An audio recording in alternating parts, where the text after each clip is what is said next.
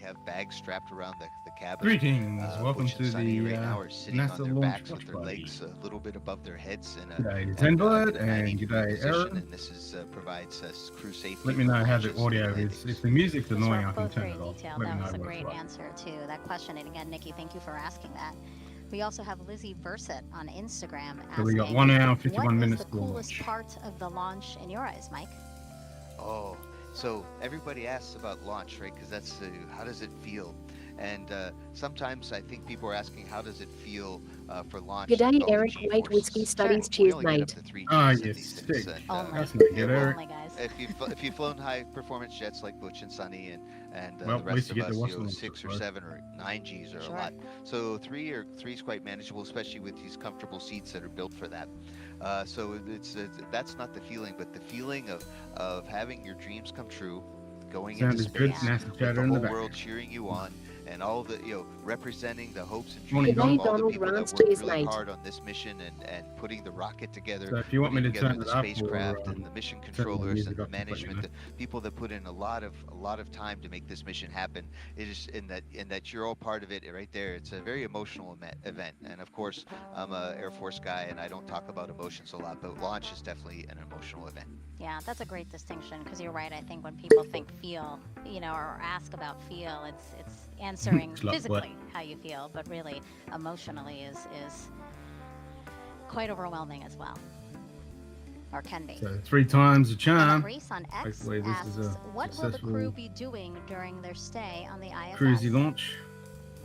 Well, Megan, you mentioned that Well, we're that didn't looking work. at somewhere around Reset an that. 8 to 10 day mission. G'day, Pinch Hitter Whiskey Lounge. Hey, Cheers, Jim. mate. Time on the ISS, Yep. you're going to be working for 3rd time's the Starliner, charm. doing some testing with Starliner and certification, right? We're going to see what it's like to take out the cargo, put in down mass cargo, things that need to come down.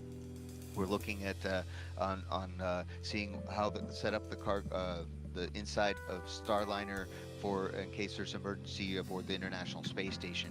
Now, for Butch and Sunny's mission, chances are really small, but for a long duration mission, we do have to set up things like an ammonia sensing kit and a few other things that are standard for all the other spacecraft that visit the space station, and we just want to see how it works with Starliner. They're going to pretend that Starliner is a safe haven, which is a 24-hour lifeboat that they can hang out on the space station in case there is emergency aboard space station, and that helps certify saying Starliner is ready for long duration G'day, missions. Top Dog. Cheers, so Butch mate. and Sunny G'day, Top Dog. and along with the rest of the team are going to get this flight test data.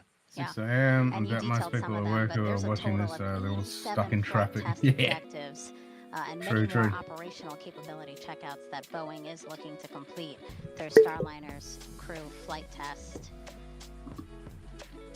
Dee, I know that the team will be watching each one very carefully, collecting data, I had a analyzing shit day, that Aaron, but again on the road to certifying click I'm Starliner. glad to be sitting back Go having a ahead. beer and watching the launch. Ready for hatch closure and pre-launch leak checks. Roger. Proceed with hatch closure. Fantastic call out there. That's right, Megan. You mentioned what the teams are looking forward to. You know, this is the great thing about having such a veteran crew. They've been to space before. They know what it takes to complete missions there. And so they'll be able to tell us, you know, what works, what doesn't. If there's anything we can improve, you know, how can we make the capsule or systems more efficient so that, you know, as we continue on to Starliner 1 with Mike or, you know, future missions. G'day, fifth that quarter Hey, Scott. tailgate. How you Cheers, doing, mate. efficient system that'll work for, you know, everything we're trying to accomplish on the International Space Station.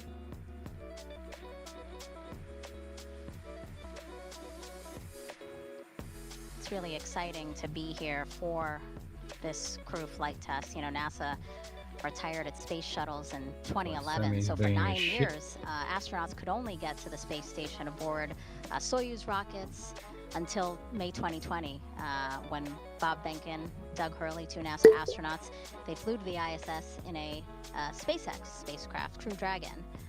And right now that capsule is the one that we see ferrying astronauts to and from the US to the International Space Station. So this second dissimilar system, Starliner, it's really important, right, Mike, that we get this online and in use and part of the Commercial Crew program. Absolutely. We made the decision as NASA to have 2 commercial crew providers when we let the contract in 2014, and since then the commercial crew program has been working really hard to give those capabilities to the tighten up country. those bolts. I talked with Doug Hurley just the other day, right after our launch broadcast on Saturday, and he wishes everybody the best, all the best for this launch. And he Come can on, we gotta definitely get 2 associate deltas. with Come on. what Butch and Sonny were feeling and how they were getting ready. And I worked very closely with Doug and Bob for their mission, and now with Butch and Sonny for this mission. And it's really neat to be able to put together new spacecraft, and we're getting better at it. So we're going to need all that experience and test mentality and building fast, like we've learned from SpaceX company, to be able to go to the moon in the time frames that we want. So this is all great experience for us, and we couldn't do it without without Boeing, for example, for today. So my Artem's Lego did arrive, so I've put that away. Starliner, go ahead. Starliner. When I do the renos and finally get some shelf space, so I can actually build it and have somewhere to put it. We are ready. Oh, they are ready for They sure. are ready, I know. We are ready. Let's do it. Copy that. We're Lock 'em out. here too. See you in a couple weeks. That's great. See you in a couple of weeks. Which will be then And when the we open cancellation that jobs hatch get the again. one blowing thing is they did that program for 2.8 And so billion now away for from the the Helmets and latest out Starliner. of that Yeah, last weather briefing yeah. we heard about and NASA's oversight Yeah, of launch the capsule's operations. probably Let's bring back 2.8 NASA's Daryl billion. Nail here at Kennedy. Daryl. Yeah, you heard about the weather brief. You're talking about it. The weather brief was a great one, just reiterating that we are in a great position. Outdoors, temperatures are nice, around the 80s. We have some light winds, about 10 knots flowing in. We do have some coastal showers, but they're pretty far offshore. We have a satellite, we have radar rather, that can show us that, and you can see there on the right-hand side, you see those showers kind of popping up and growing just south of the Space Coast. But Launch Weather Officer Melody Lovin just reported to the launch team that she Still use is, paper and binders. forecasting Paper and that they binders will don't all break. stay far away They're reliable. offshore. That's the thing. I mean, you got addition, all the modern there's technology some now cumulus with clouds that are popping iPads up and around, phones and all that stuff. But she says And those they use shouldn't that a be lot, but factor as yep, well. They are going to keep can't an beat a eye on paper it. binder. So we are Don't still, have to charge according it. to our weather officer, Doesn't crash. 90% go for liftoff at T0. At You can 10:52, drop it and it doesn't 15 break. seconds a.m. Eastern time. There you see the light winds and the expected temperature, and that only concerned the cumulus cloud rule, because you can't fly a rocket through a cumulus cloud. Otherwise, it could potentially create its own lightning strike. So that's why they have that rule in place. There's a beautiful shot right Down in there. there You when can they see did some most of the puffy calculations, clouds manually computers in cost this 100 shot, times relative but to the. Yep. you know, that looks a little more compressed because that's And a the distant computers view, were which makes those clouds look like they're more hand clustered. This woven. kind of gives you a better shot here. Looks like we're launching into a clear blue sky, and we sure hope that that holds for the rest of the way, and certainly the forecast indicates as such. Want to take a moment now to bring in and introduce one of the members of NASA's Commercial Crew Program who is Bit of working financial the launch today. We're joined by Brittany White, who is with CCP. She is a launch site integrator, and you sit right over there, right back there.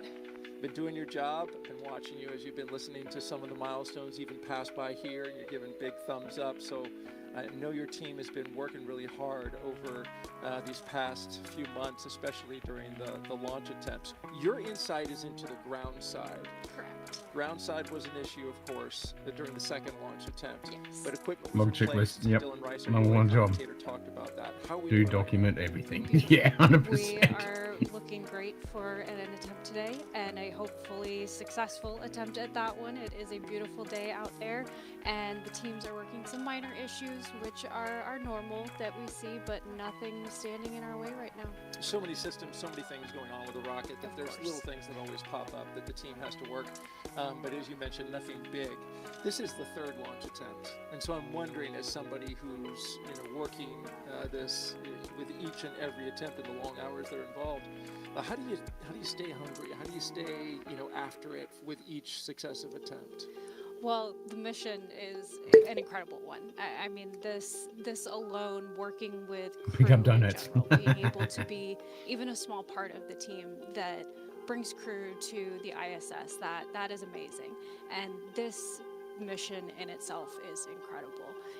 The very first crewed flight of Boeing Starliner, the first crewed flight of ULA's Atlas V, and the first crewed flight from Cape Canaveral Space Force Station in about 60 years. 61 years. So I mean, just so many firsts, so many incredible moments, incredible milestones, and the team looks out for each other, and we're reminded of how important this mission is every day.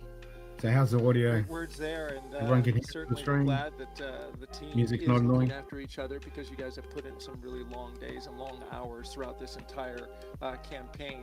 You've been in your current position for 7 months, so you're pretty new to the job.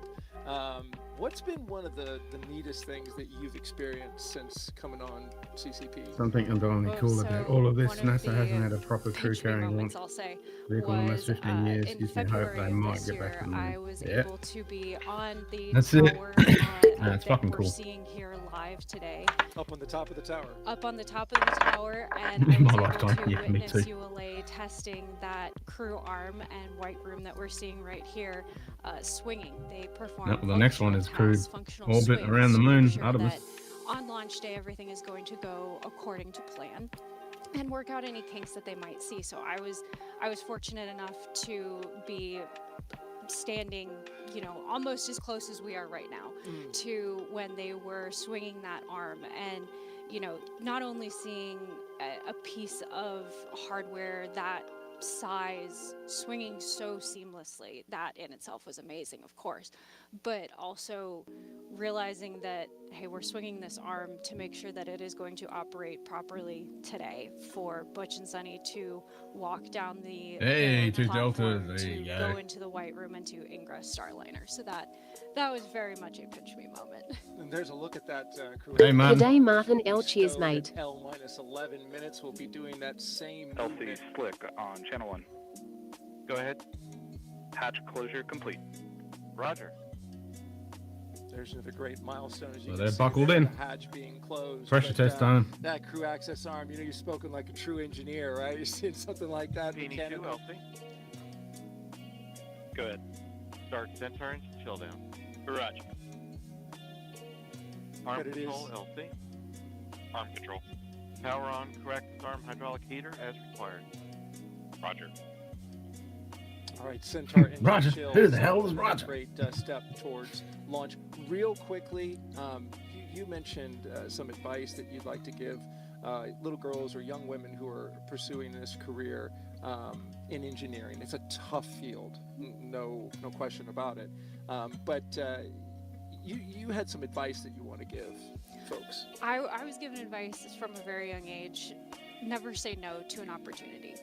And sometimes you're presented with fucking hope it looks like a giant wang. All the modern spacecraft look like wangs. It's going to be a lot. Seems to be the in the long run, modern really thing. Yeah, they all look like giant you wangs. might be surprised. So my advice that I always give when I'm doing outreach or anything like that, when I'm just talking to somebody, is never say no when an opportunity is presented to you. You got an opportunity in college to put together a project that ended up going out to Houston and was tested in the neutral buoyancy lab where they do practice for the EVAs and spacewalks. I mean, that's pretty cool. Yep. I was asked to, hey, help write this proposal, and we're trying to put together an idea for astronauts to be able to collect samples. Houston, Aragon 1.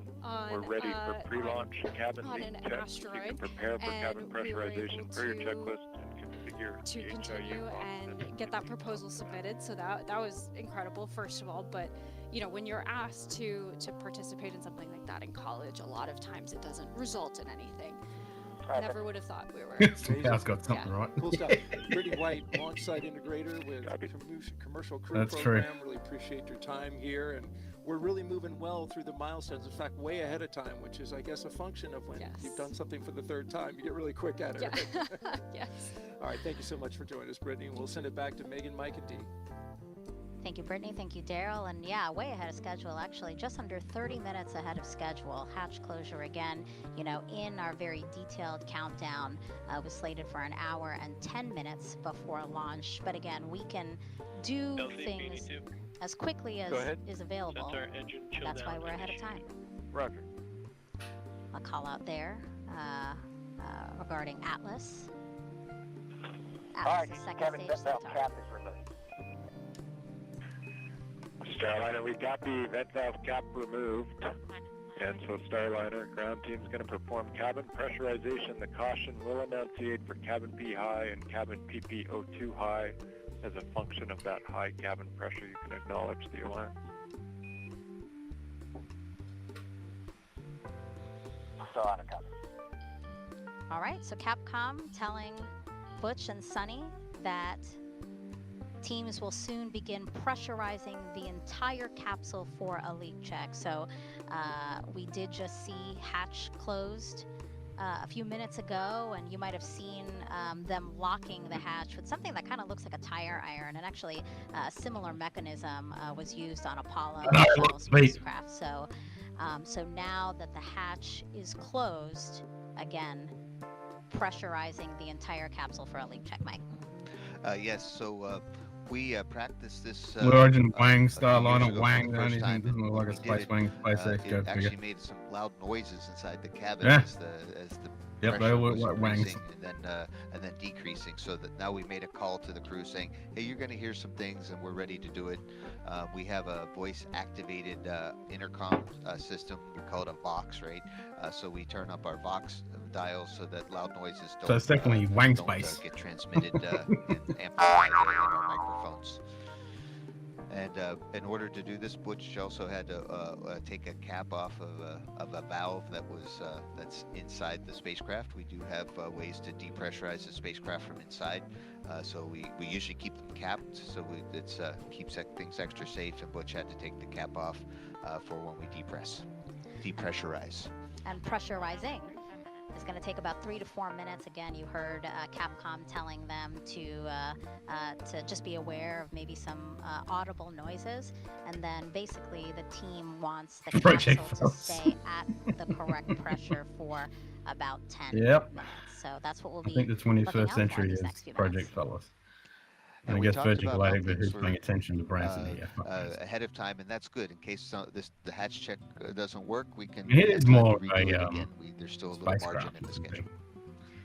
But not maybe only the is launch thing will Starliner be flying alone. Butch and Sunny today, it is also bringing up nearly 800 pounds of cargo to the space station. Let's check in again with Boeing's Lauren Brennecke and ULA's Dylan Rice.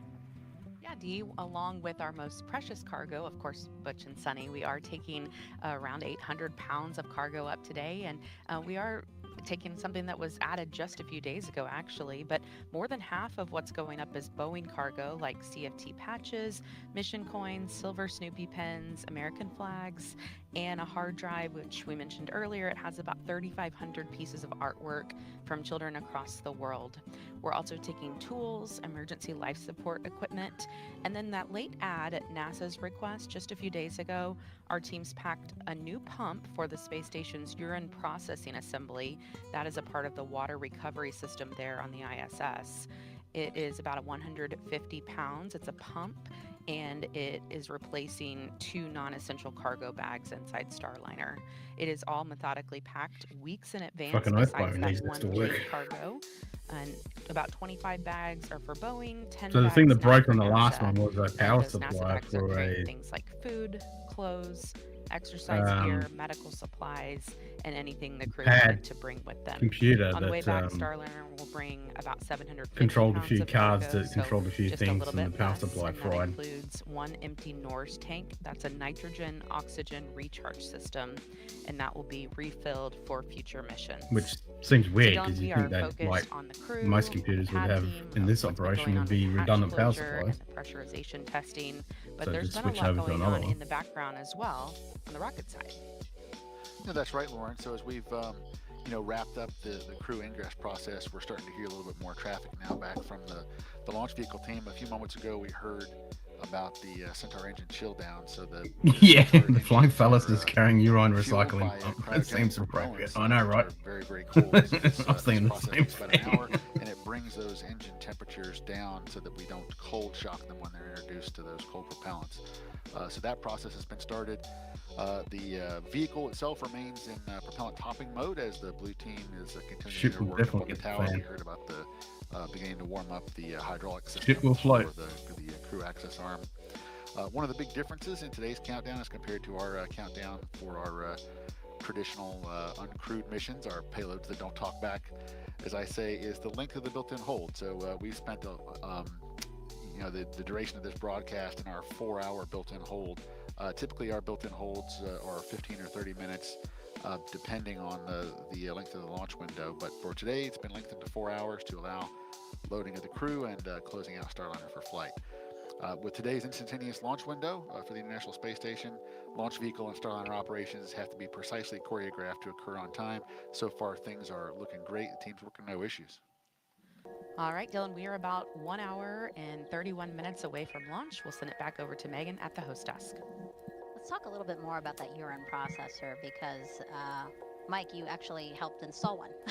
Not just one, but the first one.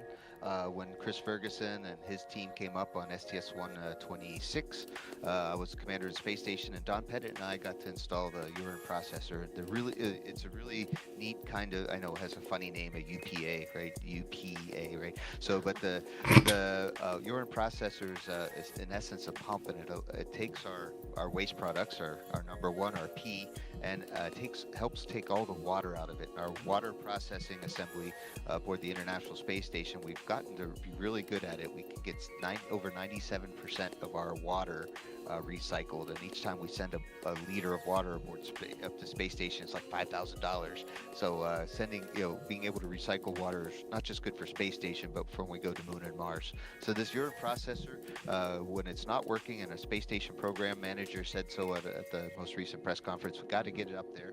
Other than that, we have these large bags full of urine that need to be processed, and it'll start stacking up on us because we don't want to throw it away. We need to definitely process it. So having Starliner, an hour and a half to go.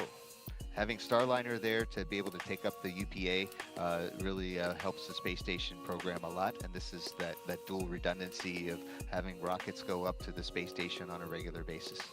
And the recycling of the urine into water is really impressive. Like the rate is 90-something% that they can... Over 97%. Yes, it's impressive. That's a great technology for Earth, Moon, and Mars.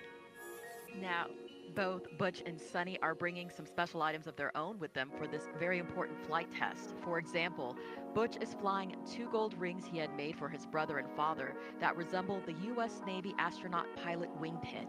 He's also flying shirts from Tennessee Tech and the University of Tennessee, his alma maters. Sonny is flying t-shirts from the U.S. Naval Academy and the Sunita L. Williams Elementary School in Massachusetts, plus a diver pin and dog tags that her mom had made for her 2 Labrador retrievers, Gunner and Rotor. Sonny also loves to wear fun socks and packed many multicolor socks she plans to wear in space. Other items will remain a surprise until the astronauts have a chance to reveal them publicly during the flight test. I imagine, Mike, that having these like personal effects is so important. And yes, for a lot Boeing will save you from your own to also have, face. even though if they're only there for 8 days. As you can see, Butch and Sonny brought up things to help. That's kind of scary. Others. You're on powering up. And like, you're in fucking space. You can't just throw it out the window.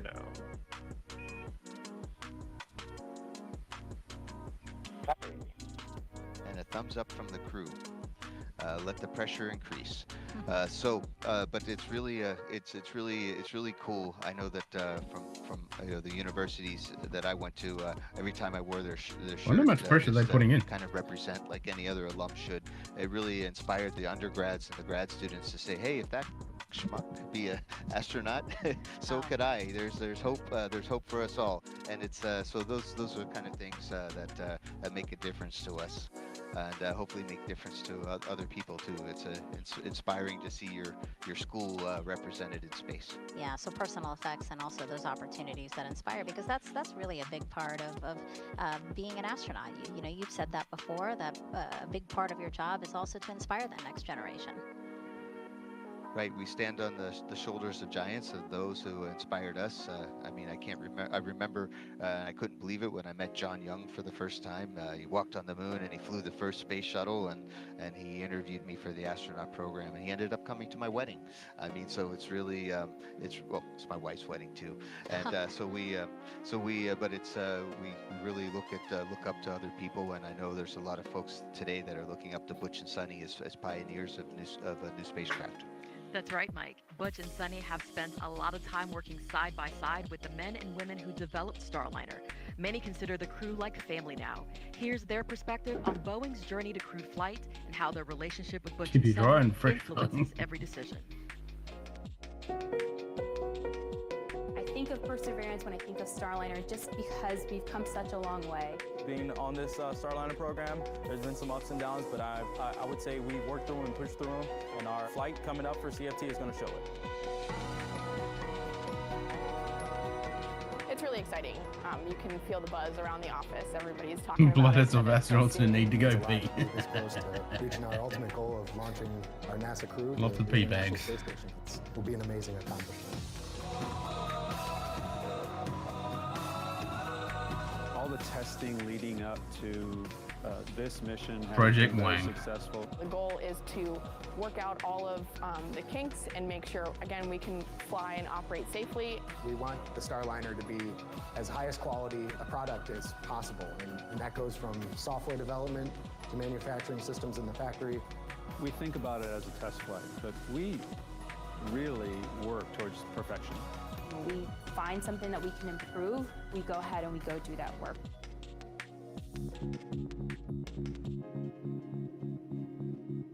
The safety of our crew members is at the absolute forefront of my mind. We're not strapping an astronaut. One piss for man. One giant piss for mankind. And You just think it's people pissing in bags it's around great space, that they have a around the fucking relationship. planet I every think day. It really makes the work that we do become more personal.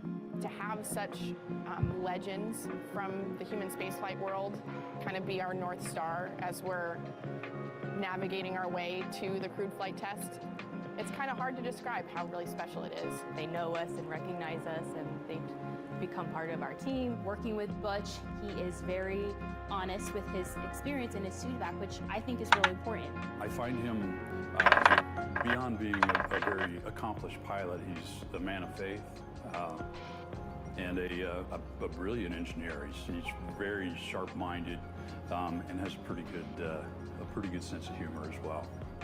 Working with Sonny Williams has been an honor, not just because she's an astronaut with human spaceflight experience, right? But because she is another fellow woman in STEM. Sonny is everybody's astronaut. She is the most approachable person in the crew office by far.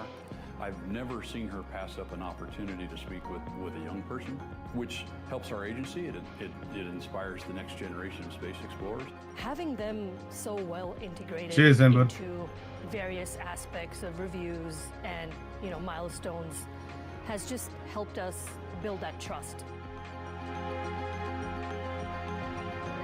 There are challenges in what we do. It's not easy, but when everybody rolls up their sleeves, puts their head down, that's... Now you got to spend money on the ads. To be part of it. Spend more money on ads than you do on making the damn thing fucking work.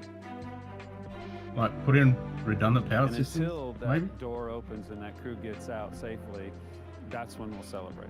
That's the true end of the mission, right? I talked to a lot of people before, and that's what I look forward to. I mean, certainly getting successful launch, successful dock, but we got to get home. It's just going to be an immense sense of pride that we accomplished something that is so, so difficult, to send humans to the harsh environment of space and back safely.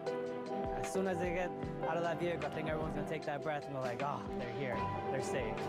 To everyone that I've met on this program, it's not just a job. It's a dream that we are making come true.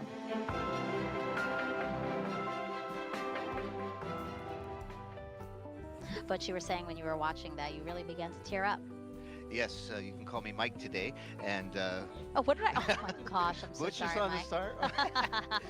No, I just wanted to say that montage If was I really did. meaningful, and it really shows how integrated the crew and is with our Boeing teammates, and how much that their spirits and their hard work are helping us soar to the stars today. And so that was a really nice montage. And Dee, your team, obviously. Yeah, absolutely. I mean, this is great. We've been waiting for this moment, and here we are. So, let's check back in with NASA's Brandy Dean and Boeing's Jim May, who are monitoring things at Mission Control in Houston. Jim? Thanks, Dee. Flight Director Mike Lammers and his team here in Houston are still working steadily through their pre-launch. Donald, Capcom's Everything's a been going Canadian pretty space smoothly. agency guy. Been clear across the board most of the day as we count down toward today's 10:52 a.m. Eastern. He's going on the 14:52 liftoff. next Starliner. Once they have lifted off, they'll have a 25-hour ride to get to the International Space Station. And with this being the crewed flight test, they'll have a number of test or flight test objectives to work through, putting the Starliner systems through its paces to prove them out before operational flights begin. First of those will come after Butch, Wilmore, and Sonny Williams reach orbit today, when they'll be doing some manual piloting checkouts. New while ISS they're still transport well away items from the is the space new lunar station. vehicle We'll because be got flying good some around attitude Monica's maneuvers, vehicle, although I guess the changing space Starliner's shuttle orientation crew. using only visual cues to start with, and then Well, we using got two now. Starliner's We've got attitude SpaceX, and direction then indicator, if we get which they'll use Starliner for to all work, the then other we've got planned two. attitude We can go maneuvers. to They'll also point the spacecraft's into tail orbit, to the sun to demonstrate that it ISS, can use etc. solar arrays to recharge its batteries. Yeah, Artemis is And once moon. they arrive near station, they'll take over with manual control again, and to demonstrate their ability to station keep for 5 minutes at the opening of the approach corridor. And this corridor reaches out to a little under 250 meters away from the forward docking port on the ISS Harmony node, or as you may hear as we listen into the flight loops later, node 2 forward. Now this maneuver should be pretty familiar to both Butch and Sonny. It's very similar to flight ops they performed while in the Navy. Things like lining up an aircraft with a refueling tanker, doing a landing approach of the carrier, and for Sonny, hovering a helicopter over a landing pad. And this demonstration will be a checkout of manual 6-degree of freedom control. So that will use both joysticks and Starliner. The translational hand controller, pretty similar to like a throttle stick in an aircraft. And the rotational hand controller, which looks and operates almost identically to a joystick in an aircraft. But we've got to get into orbit before we can do any of that. We've got another 1 hour Starliner and Houston, 20 the side minutes. hatch is being configured. Audible noise, maybe heard.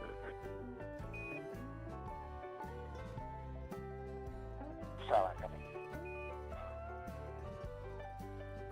As I was saying, another now 1 hour and 19 minutes until today's 10:52 a.m. Eastern launch. Flight Director Mike Lammers has been keeping close eye on the activities in Florida as the crew got into their seats and went through their suit checks. Also, as they closed the hatch and started pressurizing Starliner. In about an hour, Lammers is going to be polling the team here in Houston for goes or no-goes, hoping to get thumbs up across the board for today's launch. He'll be speaking Eventually, before Arnold's his is going to team be gives flying his on final top of the go-no-go to the Starship. launch conductor about 7 minutes before Makes launch. me wonder why they even bother The developing this. International Space Station also has to be go to tomorrow. So let's SLS go back for to the heavy. Space Station Flight Control Room and NASA's Rob Navius for an update. For Rob. heavy stuff. Thanks, Jim, and the International So I'm Space guessing the Station, commercial market. Flight control team led at this hour by Flight Director Allison Bollinger has in fact pulled her team, and the ISS is go for Yeah, I mean, who launch. knows?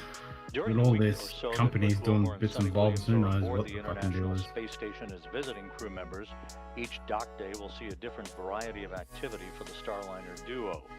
On Friday, the Starliner astronauts will continue unloading cargo they brought to the station and will transfer some of the used emergency equipment from station to Starliner for the trip back to Earth. They will stow their launch and entry suits aboard the vehicle and conduct a debrief with NASA and Boeing officials about the rendezvous and docking phase of the mission. Once Starliner's batteries are recharged through station power resources, Starliner will then be configured for quiescent or steady-state operations. So it's a busy timeline that lies ahead for both Wilmore and Williams and their Expedition 71 crewmates once Starliner docks to the complex tomorrow. And if you're just Oh, wondering the time okay. of launch, Lift more than at SLS. Ah, 10:52 okay. and 15 Well, that makes seconds sense a.m. then. Eastern Time this morning, Lift more the and International cheaper. Space Station will be flying 260 miles over south-central Turkey. For now, that's it from the Space Station Flight Control Room. Now back to you guys at the Cape. Yeah, well, Certifying then a again, second yeah. What's the spacecraft for fucking point regular of flights SLS? to the International Space Station will greatly benefit the orbiting laboratory. For more on that, here's NASA's Antonia Jaramillo. Thanks, Dee. We are here on the roof of the Atlas Spaceflight Operations Center, and joining me is NASA Deputy Administrator Pam Melroy. Deputy Administrator, as a former astronaut, you are no stranger to launch scrubs. Can you talk us a little bit about the process that our astronauts go through when a scrub is announced? Yeah, good morning, Tony. It's great to be here. Yeah, I was actually teasing Butch and Sonny a little bit this morning about it. Really, there are a lot of procedures that have to be followed, but for the astronauts, they'll have some critical action steps to safe the vehicle. So thinking about anything to do with the boosters, the propulsion system, maybe the pyrotechnics. And so they will take those critical actions to safe the vehicle. You want to make sure it's perfectly safe. And then it's a process of getting out of the vehicle and going back to crew quarters. If there's a longer delay, they might go back to Houston, but usually they'll stay in quarantine. And then it's back to hitting the simulators again. And let's talk, you also have obviously firsthand experience on the effects of spaceflight on the human body. Can you discuss with us the human research experiments that Butch and Sonny will take part in during their mission? Yeah, this human research program is critically important. There are so few people overall Hello. to space. Jeez, mate. One counts. Jeez, So mate. when Butch and Sonny go up to the space station, they'll join our astronauts up there right now, Tracy, Mike, Matt, and I went Jeanette. into work yesterday. Nice. Join in of the same medical Nice shit. experiments so that we can have a larger pool of data. I went into work In yesterday. addition to that, we'll be watching very closely a I made couple it of about things. This is 6 a hours good into the trajectory for a vehicle. It's going to be the first It's like I question gotta you're going to want to ask. go. How did it What's feel? going What on? was the ride like? And then, of course, Lovely. They've got plenty of experience getting out of the vehicle before launch, but it'll be a different thing after flying in space. And It's we're going to ironic. want to I'm look not at be that watching this. How's that work? Absolutely, we are. And, Yeah. talking about some of the science then that's currently You on the basically International Space Station, what are some of the new interesting experiments that you are most looking forward to learning about? One of the things. Boy, there is so much exciting that happens on the Hey, station, from like a wedding studying or a basic concert research, or but also doing Earth Whiskey observations. festival. But something that is really exciting Most to me people is a have new no ESA idea how experiment much called distance immune this is. assay. Something like We that. know that the immune How much system time seen of 6 people months in preparation space minimum. is suppressed. But we prepare for don't a really wedding. understand what's happening Now at the times that by cellular a level. million. And up to this point, we've only been able to study it in the lab. And so some new equipment that's going up is going to Hours allow of us preparation to and really amount of understand people at the who cellular are level nameless, what's happening faceless. in immunology on orbit. That Yeah. is No, truly that's very true. Deputy In order to pull this Thank you off, for and you will joining never us know here who they today. are. Megan D. Mike, back over Yep. to you. Now, today's launch will be the 100th launch of ULA's Atlas V And most of them wouldn't want to be, mark sort of and brilliant torch people. within the company. Let's People look with at what the multiple station employs. degrees and and physics. We approach every mission we launch with great care. Who are crucial to making something like this happen. Payload can talk back. Well, exactly. You know, we just see the crew, and you know, you see a few people with the pad or whatever, but there is pretty exciting. Thousands and thousands and thousands of people. Which is why it's so damn expensive. Fucking hey. And watching Starliner fly. Yeah.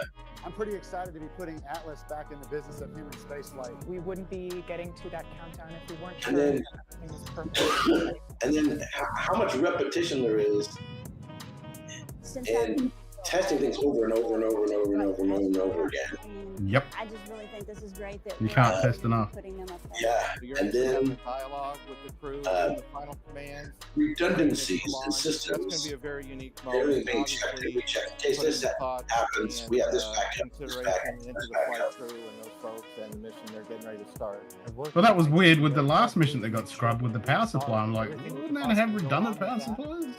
And accounting for it. And then it all comes down to the weather, which you have zero control over. Control. Yep.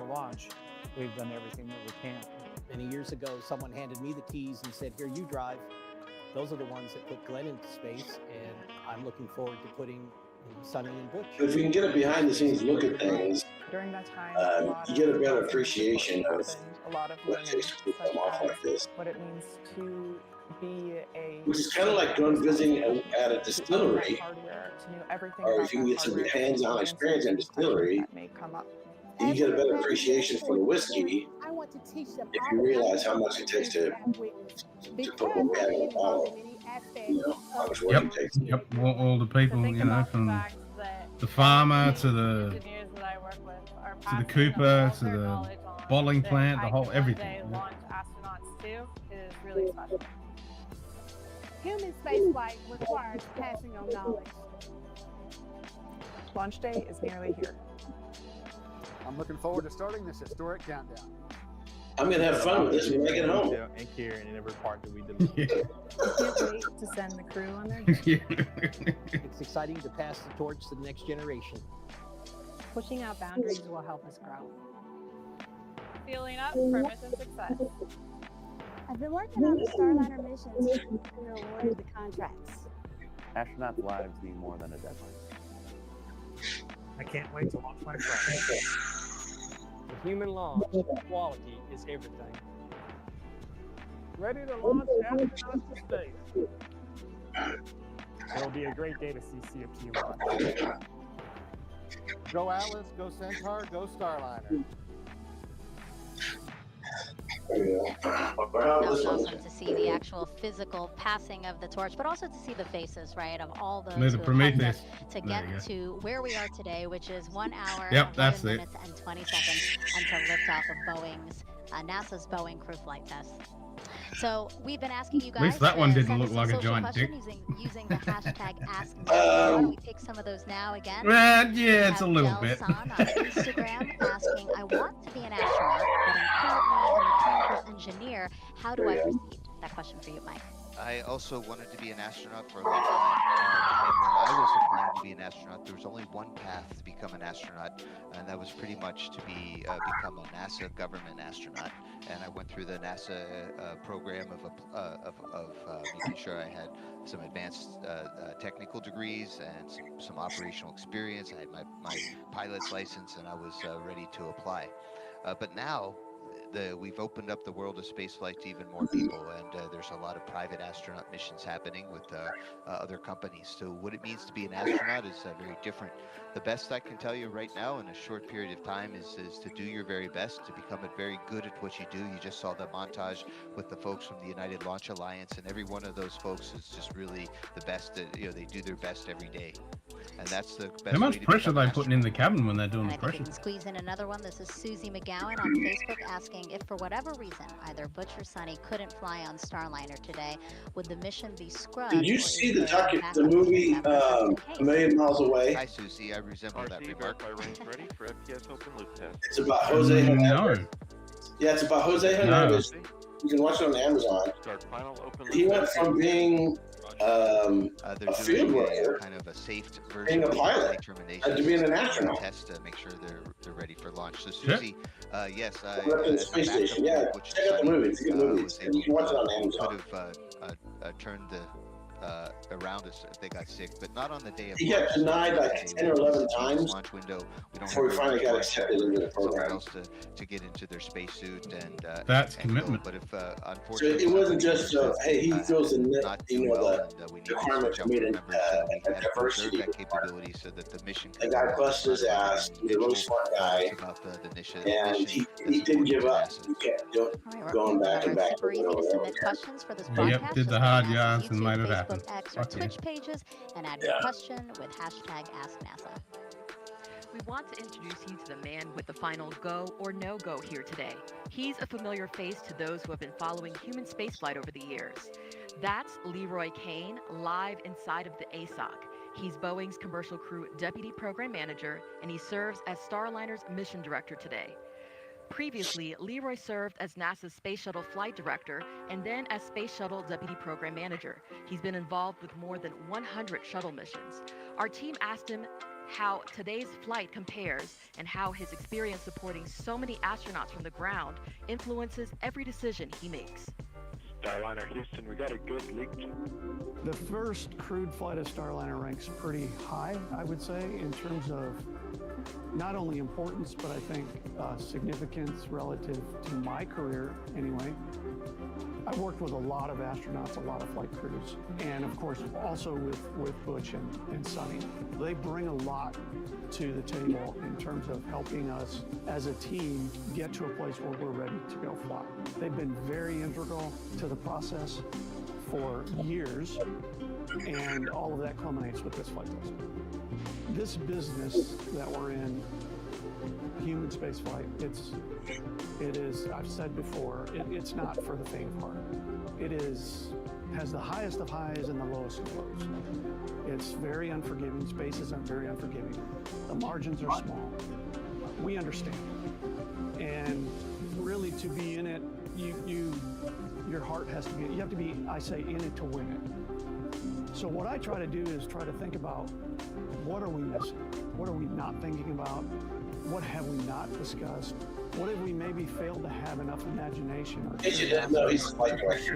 And I try to look at things through a lens of what's Flight director. I expect it to be a very Yeah, I'm the flight director. You will know that I am the flight director. And that's part of the beauty of this business. It's part of why we're so drawn to it. It's part of what exploration is about.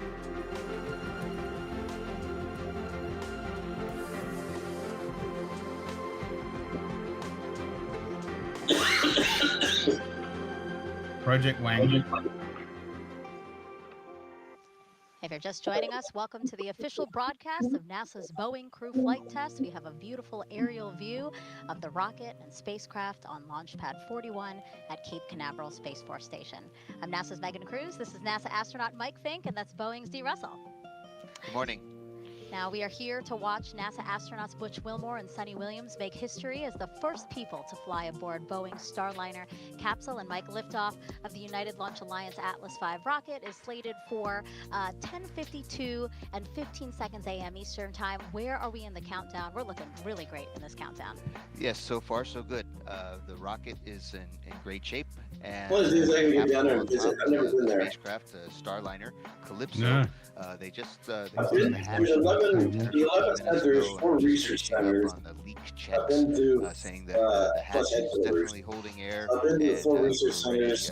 I regularly work at 2 of them. Team to say goodbye and head off the I haven't been down there. 1 hour and 5 minutes to go. Now, CFT is the last test before NASA can certify Starliner for regular missions to the International Space Station for its commercial crew program. It's also only the 6th time that NASA astronauts will launch on a new spacecraft designed for crew. The last time an Atlas-class rocket was 61 years ago with the final flight of NASA's Mercury program. The proper response to Gesundheit is the last 3 comes out hours, loose. Butch and Sunny, who you see there on your screen, have been getting ready for liftoff. The astronauts were helped into comes out loose. inside the Goes in tight, comes out loose. suit-up room. You see that there? Yeah. And then they walked You're out to funny. family and friends. And waited there for Butch and Sunny before the 20-minute drive to the Launch Complex 41 in an Astrovan. After arriving at the pad, the crew ascended the crew access tower to get into the Starliner spacecraft. They ingressed or got into Starliner and are now strapped in, awaiting liftoff. Mike, why is it so important for NASA's Commercial Crew Program to certify a second, again, dissimilar crew transportation system to the International Space Station? Megan, it's really important because right now we only have two ways to get into humans into space. One was with the Soyuz and our Russian partners, and we all know that that's our relationship with the Russian Federation's a little bit tricky. We still maintain a good connection in Good day, space. old And man then we have Joe G'day, Joe. Cheesesteak. Yep, certainly a long-awaited launch. Spacecraft launching on the Falcon 9, but those are only two ways. Having a third way to get to the International Space Station, or from the U.S. perspective, this a redundant way to go is that if something goes wrong with anybody, we still can get people up and down to the International Space Station. And we found that out with the Columbia disaster, how important it was to have another way to get to space. We stopped flying astronauts up and down the space station solely on the space shuttle, and we started flying on Soyuz, and that really taught us some good lessons then. Mike, you spoke with Butch and Sunny recently. How are they feeling about the road to this moment with only Yeah, the an old hour and Soyuz 3 was a minutes to workhorse, launch? that's for sure. I think Butch and Sunny right now are probably taking small cat naps, or I guess Sunny, she doesn't like cats as much. I can see they were nodding off. They are very excited. They've had it's been a long. Oh yeah, road they're of definitely having a quarantine, cat nap. away from friends, and they've been able to Yeah, see you their gotta have a family lot of from a patience, distance. because But you they're just ready. They're very much get you all mentally buckled in prepared, and okay, now physically you're here for a prepared couple a great hours launch to today. be gone. As you can see, guys, Mike is a great Yeah, resource and for they've been us up since today. 3:30 in the Actually morning. trained alongside Butch and Sunny to fly on this mission, and is actually the backup pilot if needed. So we're encouraging you to send him any questions you might have the night before, about what you see I'm going to today fly to on Scotland, social media. my mind is wound Hashtag up. Ask NASA. Oh shit, yeah. When you do something big like that, you imagine going to Check the space. clock. And 1 you're hour, doing 2 this, you're minutes, doing this, I can't 26 imagine. seconds and counting Yeah. until NASA's So Boeing the crew flight test. administrator for, What's significant again they're is talking that about we are ahead of diversity and schedule. and everything. Again, we They're were like, space is for going everyone. I through said, the no, paces it's not. as Not for the me. gates were done, so that we that margin. Space is not for humans. We can't breathe in space. Cabin vent valve closed and cap good For all kinds of people, but not me in particular. I'm in love And with again, terraforming. those call-outs there Yeah, have I'm to a land do lubber, with the but I'd go in cabin space. check that Happy to be is part of in support staff. progress. There you go. Suez has been Yeah, one flying of the since last steps was, '67. Butch, Yeah, it's puts a a cap workhorse. on It's a valve such that a can open up the outside of I'll or fill out open the up forms and do Starliner the from the outside. So we want to make sure that the valve is closed and capped, so Somebody else can go in my leak place. path if unintentionally. And there are more than 60 seals, right, in the crew module, 6 valves to check if they're in the closed position. And bottom line, this check is to make sure that everything is sealed so that the Starliner is properly pressurized on the ride out. Yes, we don't need the atmosphere to leak out. If it does, we have spacesuits, but it's very good to double check everything, and we expect it to hatch leak check to proceed just fine, and it did. And there was a particular PSI, right? 1 hour and 1 minute.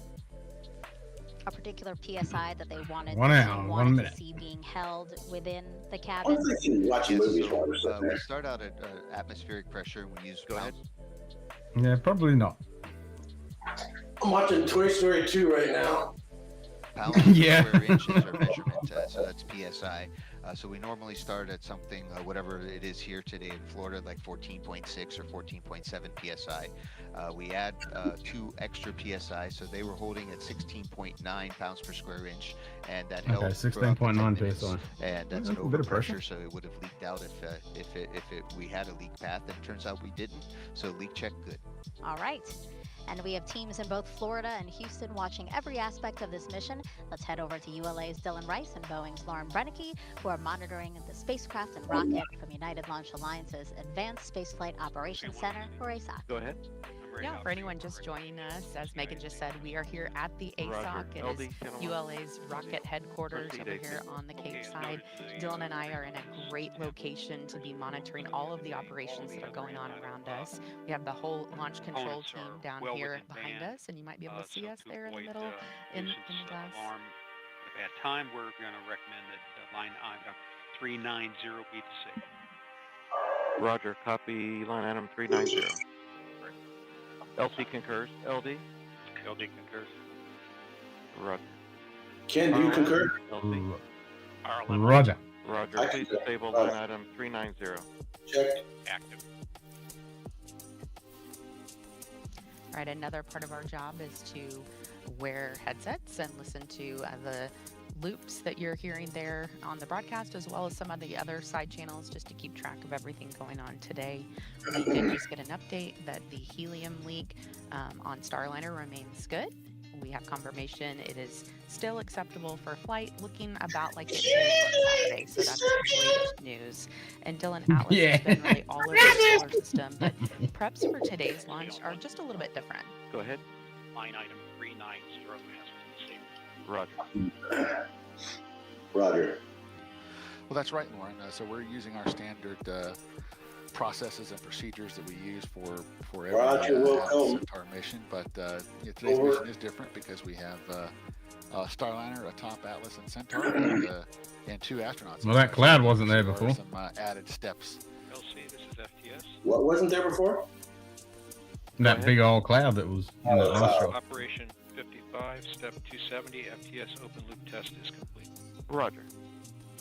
Roger. So we do have added steps to support those additional activities to ingress the crew. Even if your name was Roger and you wanted to be an astronaut. Starliner, and then prepare Roger. For launch. But right now, Shut today, fucking we're check your name, would you? final built-in hold as we continue to prepare for liftoff. There are a few activities left. You would have your nickname. The blue team will be clearing the area point the launch will get underway, and we'll be configuring the vehicle's propulsion and hydraulic systems for flight. The avionics team will be in Rico, there was a guy named Sargent. His last name was Sargent. That allows us steering through the And atmosphere. he was a surgeon, so he was Sergeant. And you'll also start to hear Sergeant. between the LCC, the Mission Control in Houston, the BMCC at Kennedy Space Center, and the Starliner crew. Once all that is done, we'll be retracting that big crew access arm. That'll be one of the big visual cues on the launch pad that lets us know that we're getting closer to launch. And then you'll start to hear us get into our... All right, I'm going to go fill another water bag. So for these people here, the most important thing is they don't pick their Megan, nose. we are now just under an hour to launch. So Yeah, I saw somebody was scratching their nose at the beginning of the broadcast. Daryl now at AE. Daryl. Just scratch yourself. Thank you very much. Don't yawn. Looking here into Hangar AE and see here the CCP team, Commercial Crew Program, is back here monitoring everything that's been going on. And so far, it's been a beautiful countdown. Let's talk a little bit about weather. You can see around the pad, there's been some cumulus clouds that have popped up in and around the area, and that's because some sea breeze has come ashore. There you see it. Sea breeze, of course, activating with some of the warm air over the land. Launch Weather Officer Melody Lovin says, though, no problem and no issue. Well, there's a big cumulus cloud right next to the pad. She believes that these are going to be able to pass over by the time we hit T0, so not looking to have much of a problem there. And she just briefed us that we're still go. 90% go is currently where we're standing at. Again, beautiful weather outside. You see the one concern there, the cumulus cloud roll. And so they will be keeping their eyes on that. We did have some showers offshore. Those, though, dispersed, and that's not a problem. We do have some weather. We're also watching along the ascent corridor. We're keeping track of that. LC, Slick on channel 1. Go ahead, Slick. CST 100 pad operations are complete and ready to configure the white room for launch. Annulus purge was disconnected at 1354 Zulu. Roger. Roger. Blue team lead, LC. Go ahead. Roger. Toxic vapor and O2 checks when raising the environmental seal and configure white room for launch. Atlas rocket Roger. to the 50s. Getting that room right there ready to launch. You'll see that environmental seal around the Starliner and get ready to go up as they get that room ready for launch. And Tell me, Roger, we still got an hour to wait. Minutes, retract. Roger. Away.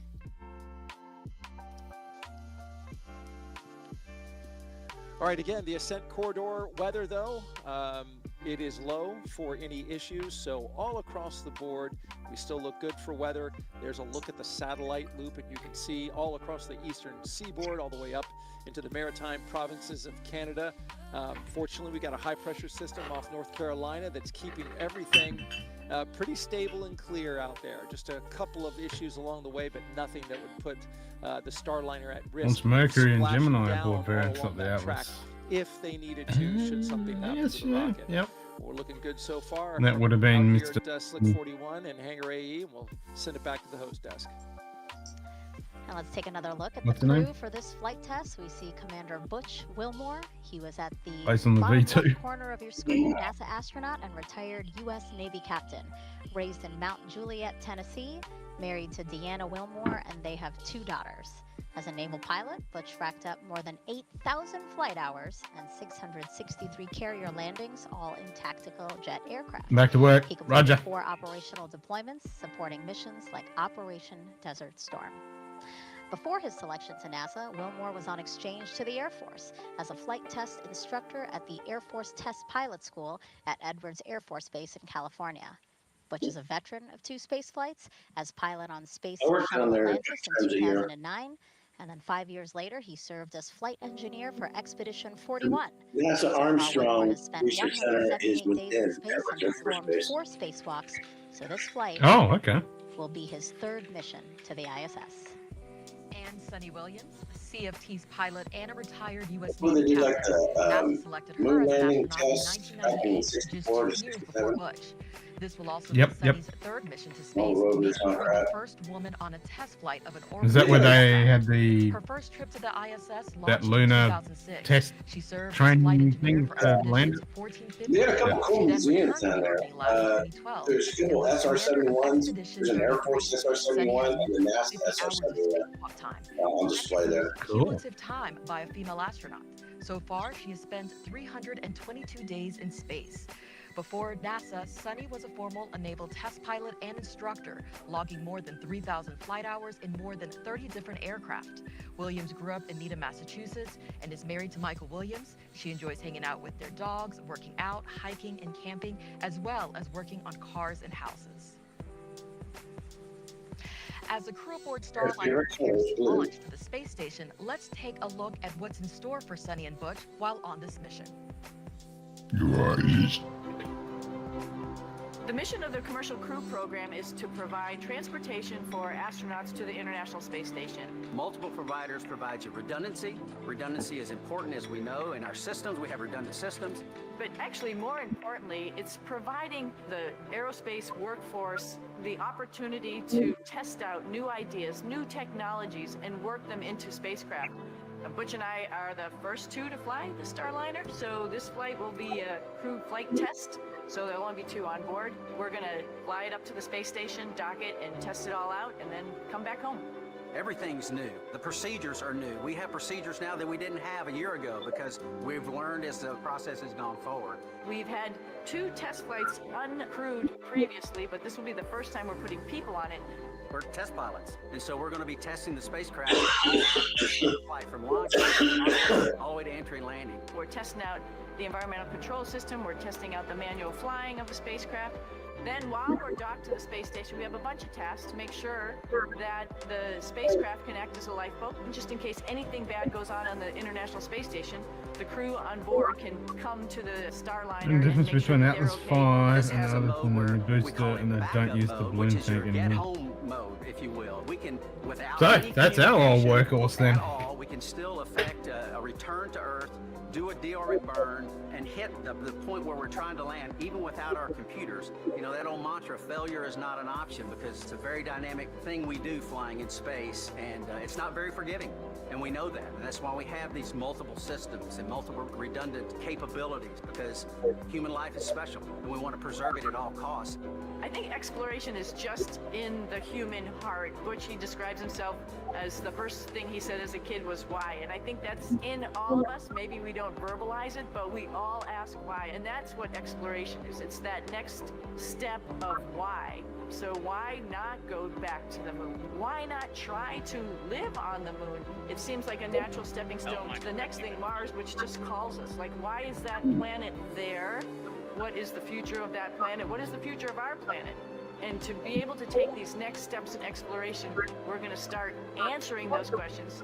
We stand on the pinnacle. This is kind of where everything, integration, everything comes together, which is where Sonny and I sit. And this is just a part of the ongoing process of growing and expounding our knowledge and our understanding of all things for the benefit of mankind. I am Sonny Williams, and I am ready to fly NASA's Boeing Crew Flight Test. I'm Butch Wilmore, and I am ready to fly NASA's Boeing Crew Flight Test.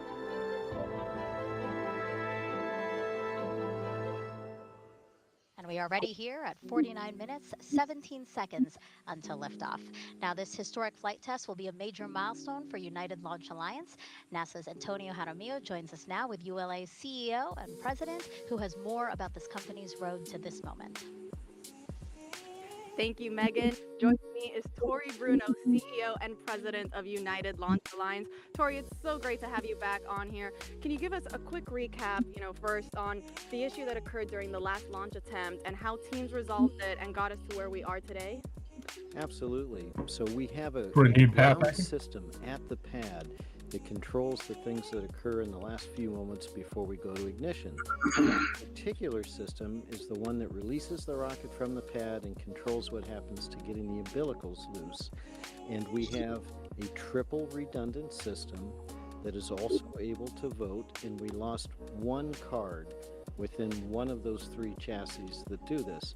Crew was never in any kind of danger or anything like that, but in our timeline, had that failed much later, we would have relied on the double redundancy in voting that remained, but that early on, our criteria says stop and understand what's happening. We did resolve it the next day on a Sunday. It is a card within a chassis that has power supplies. It was one of the two power supplies that are also redundant, and so the flaw was really that power supply. What's the difference between Starfleet technology and Cardassian technology? So yeah. We replaced it. We put I'm gonna. Here we go. in it.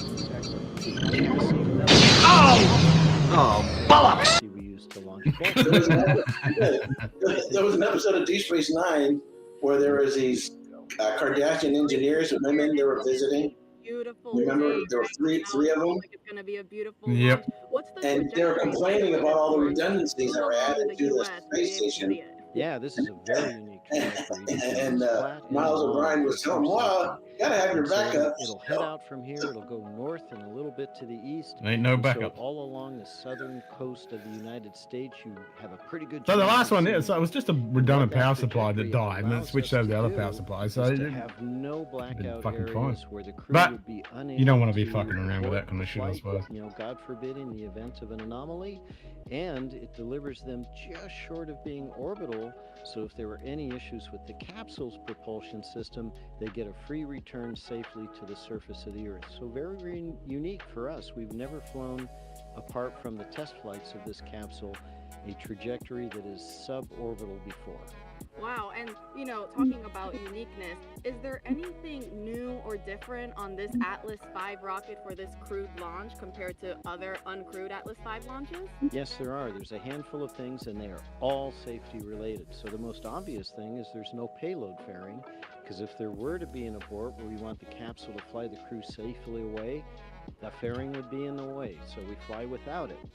We also have an emergency detection system, which is like a very high-speed computer that is plugged into all the systems on Atlas and monitoring its health, so that if an anomaly started happening faster than any human could possibly do it, this computer would detect it and command the separation of the capsule.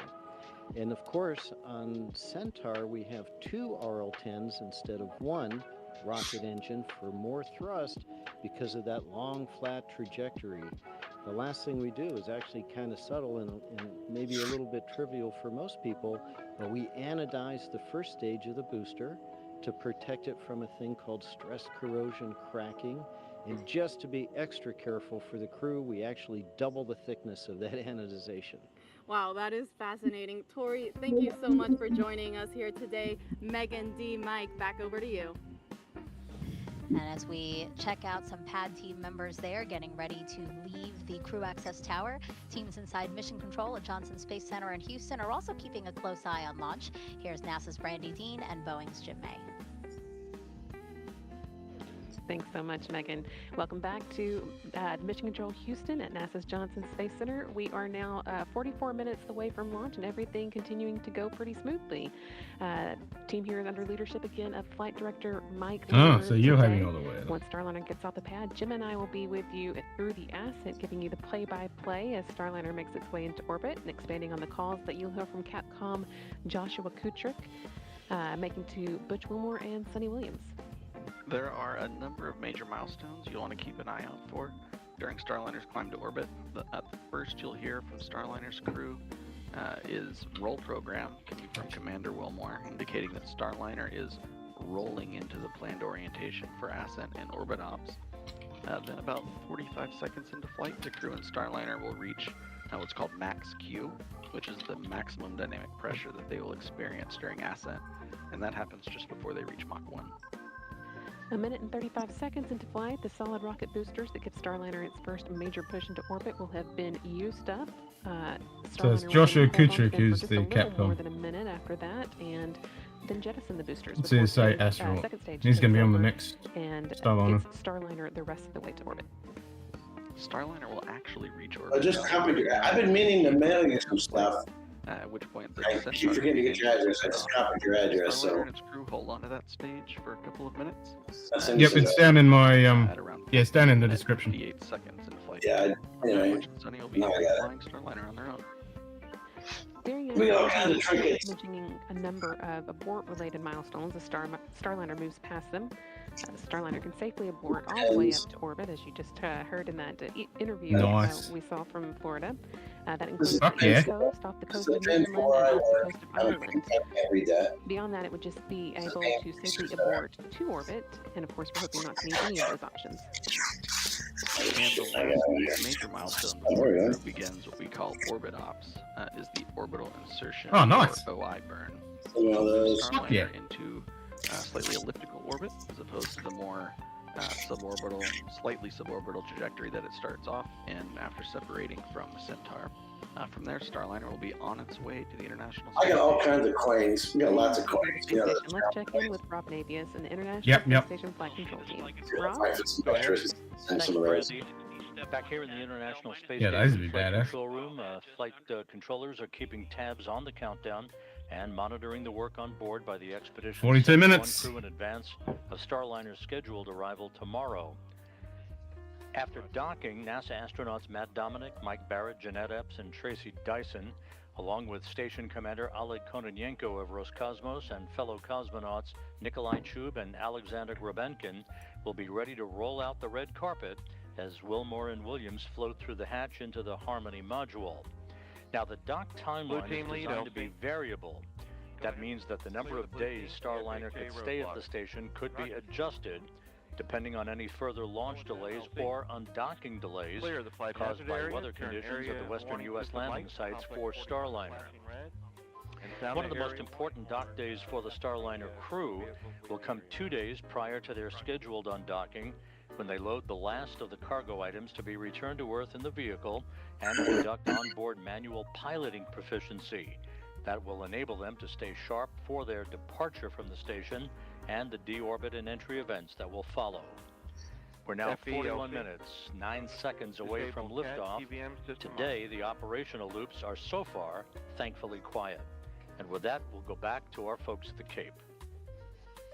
As we prepare in less than an hour to launch 2 astronauts to space, during this test flight, let's check back in with NASA's Antonia Jaramillo, who's with NASA's Associate Administrator, about the mission.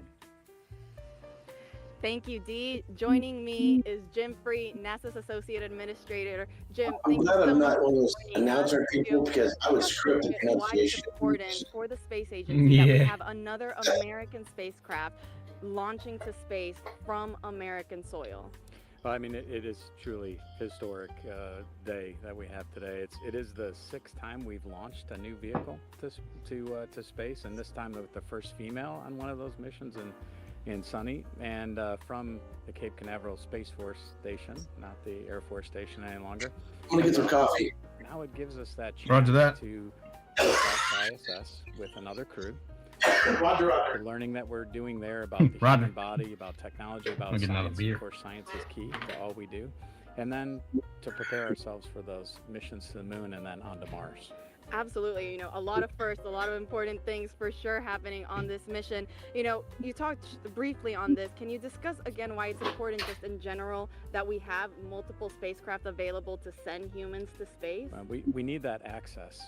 So Good day, right now top we have, shelf we dust have and one cheers, mate. provider giving us that access to space station. This will give us a second provider, which means if we have a problem with either, we have ways to get our crews to and from station, which helps keep the tempo that we've had for 23 years of having humans in low Earth What's up, orbit, Dawson? but also that opportunity to get the crews back if there's an issue at all, and keep that presence going. Absolutely. You know, this has already been a very exciting year for the agency with many, many fascinating missions already taking place. Now with this historic launch about to take off, what else can the public look forward to? It has been a great year, and certainly a lot of learning already for me about the incredible mission that we have at NASA. And the missions that we have remaining this year, I'll just highlight a couple of them. Europa Clipper, which will be an incredible mission for us to watch in its journey and understanding even more about the solar system. NISAR, which will help continue our learning of Earth.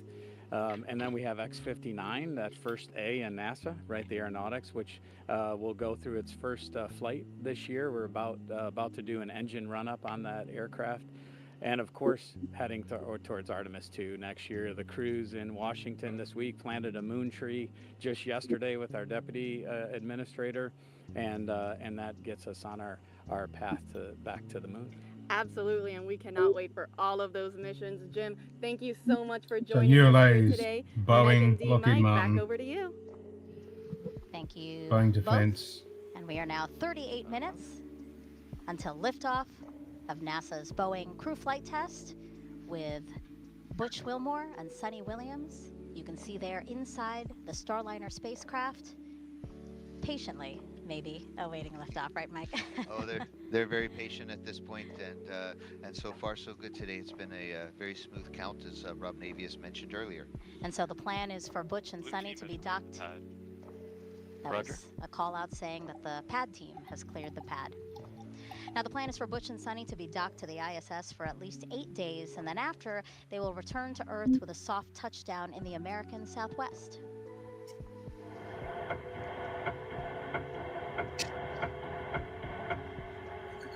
That's video and sound from inside Starliner during its return to Earth 2 years ago as part of the Orbital Flight Test 2 mission. Its heat shield will reach 3,000 degrees Fahrenheit during re-entry. Parachutes then deploy, and the heat shield is discarded to expose Starliner's airbags. The original test pilot you see on the bottom center of your screen, Rosie the Rocketeer, collecting data of what astronauts might experience during landing. Starliner is the first and only American orbital crew capsule to land on land. This allows for quicker access to crew and cargo.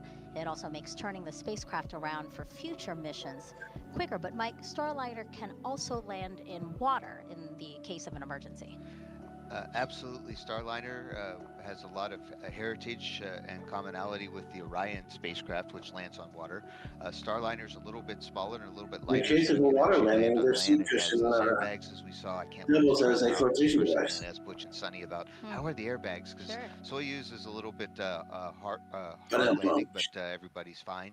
But it's really those airbags. I think, but landing on water, we have this different airbag. Especially on its cool looking plane And, for so something we have that's a fifth essentially a airbag that modified opens up in the T-38 telling. middle, and so it's a Yeah, it is a it's pretty much, cool looking thing. it's definitely planned that we could land on water, but we save that only for emergencies, because refurbishing the capsule afterwards is going to be kind of tough with all the salt water contamination. So we'd really like to land on land. We have 5 spots in the southwest of the United States that we can land on. And I remember Sunny saying that she would much rather Skunk land on backs. land because she said she had a lot NASA's of low anxiety with boom landing in flight water, demonstrator. even after you're back on Earth, because it's such a long rescue process. Well, there is no Bob in the practical ocean, use for the she aircraft. said, It's when just you a land on land, concept. it's done, you're safe. See, that's the Air Force Yeah. perspective. That's how we always think of things too. The Navy guys, they should like the water, but no, this is jokes aside. That's exactly it. Which is also some people don't realize is in order to build this airplane, which has this component, Right, so we're coming up on 35 minutes until liftoff. all these other components, they first had to prove a Yeah, let's concept set the of a bunch stage of now other for aircraft some comm checks. just to see if they can get this particular technology. And then as we develop the various technologies, start combining them and put them all into one particular aircraft. Flash danger area is clear. But Yeah, that's the whole talk. So, So but yeah, the we funny expect thing to hear is, repeated because communication things, tests with Capcom. I mean, the amount of time, the turnover, advancement of This is an technology, opportunity for them to also discuss any anomalies or the advancement of the resolution of those technology anomalies. is so But quick. they've been saying They have no to be more issues with any modular. issues. It's kind of like updating your apps on your phone. And then these comm checks Yeah. that we'll hear now, Rather we're gonna than, yeah, this periodically fixed hear them aircraft, throughout oh, these it's now final obsolete, now we're going to 34 create a whole new minutes. one. And again, They communication need to be is so modular important, to and where we they want to can make sure constantly that those change channels bits are and working pieces, properly parts from the out. crew to everybody else on the ground. That's Well, that's helping like the Abrams tank, that power pack. They can whip one out and whack it in And a where few we are hours. now, again, the Well, if you look at Paxton has cleared the pad. Star Trek, I mean, look, Just before they Butch, totally, Sunny, well, Starliner, and Atlas and Kirk Central got all blown together. up, but they kept making adaptations to the nacelles or whatever else in the Enterprise. Before they finally said, hey, this is obsolete, we can get rid of it. Yeah, yep. Flight hazard area. And then Captain Kirk stole it to go save Mr. Spock. That's it. Butch and Sunny, the first two astronauts to fly in Starliner. Sunny will be the first woman to test an orbital spacecraft. And the last time people flew to space in an Atlas-class rocket was nearly 61 years ago.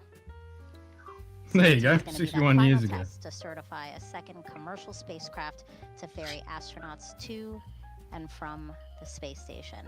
And this is a cool fact too. Actually, once in orbit, for the first time in NASA history, the agency will have 3 different crew spacecraft orbiting in space simultaneously. So that's, of course, the International Space Station, the SpaceX Crew Dragon, and the Boeing Starliner spacecraft. What an incredible milestone. Only because I'm home from work. NASA's going to break that. Only because I'm home from work. Hopefully soon. And we have another spacecraft. We're working here at the Kennedy Space Center to get Artemis and the Orion spacecraft up into space too. So these are exciting times. We're building a future where there's even more spacecraft in the future with humans on board going to space. And that's more opportunities for future astronauts. Yeah, Dee, what do you think about that? Again, Boeing, Boeing Starliner joining as one of the 3 crewed spacecraft that's in orbit. Yeah, exactly. I echo exactly what Mike said, that this is all about expanding human space flight. So having another vehicle, once this is certified, is going to do exactly that. It's going to get more people into space.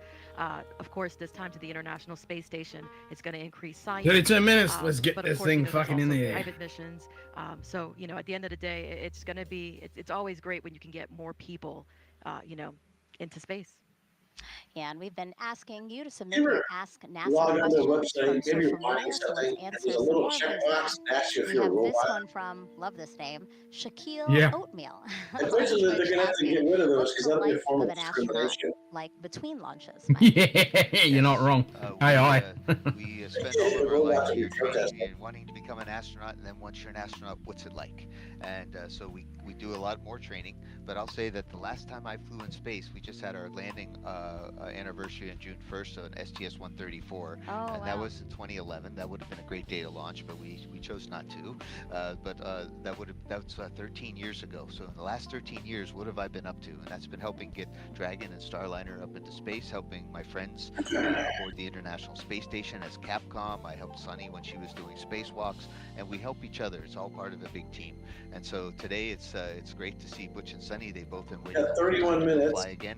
to launch trying America. To get a third mission or a fourth mission is really And then they have and Butch and Sunny are going to have they've been working hard on Starliner. Star Trek taught us no.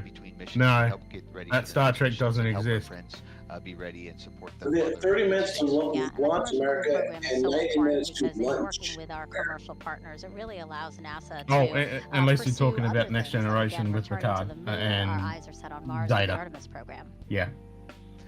Indeed, Yeah. and I'll just say I've enjoyed working both with Data has SpaceX right. and really with Boeing.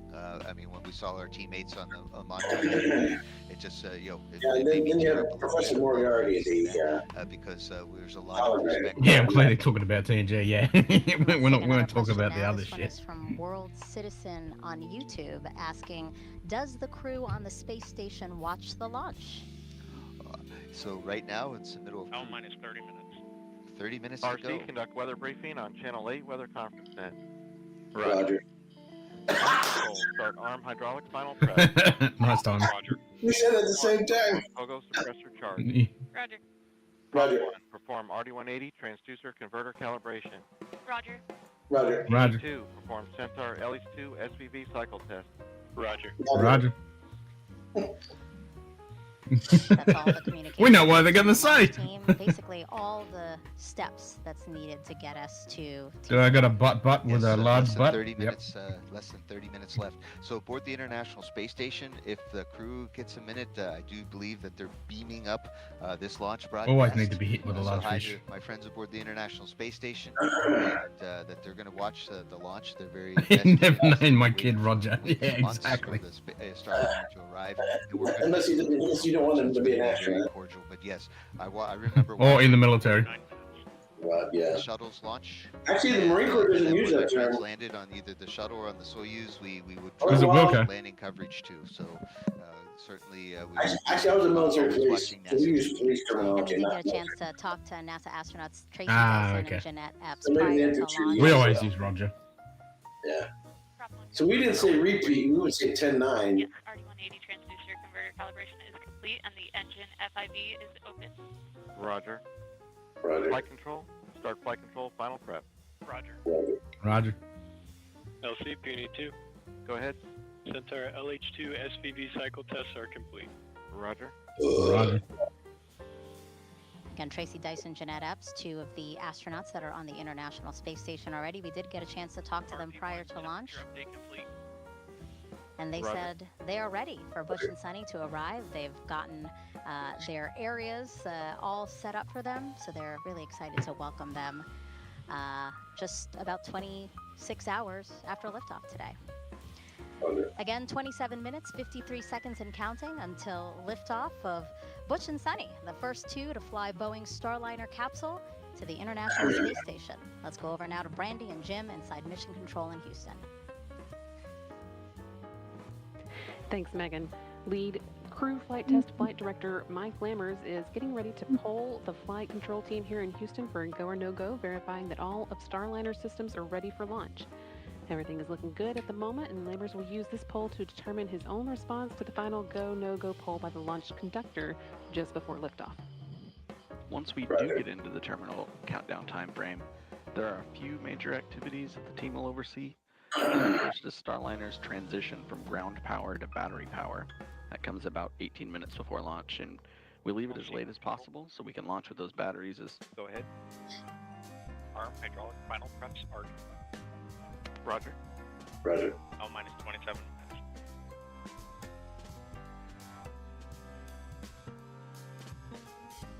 minutes. We leave that power transition as late as possible so we can launch the batteries as close to full charge as possible.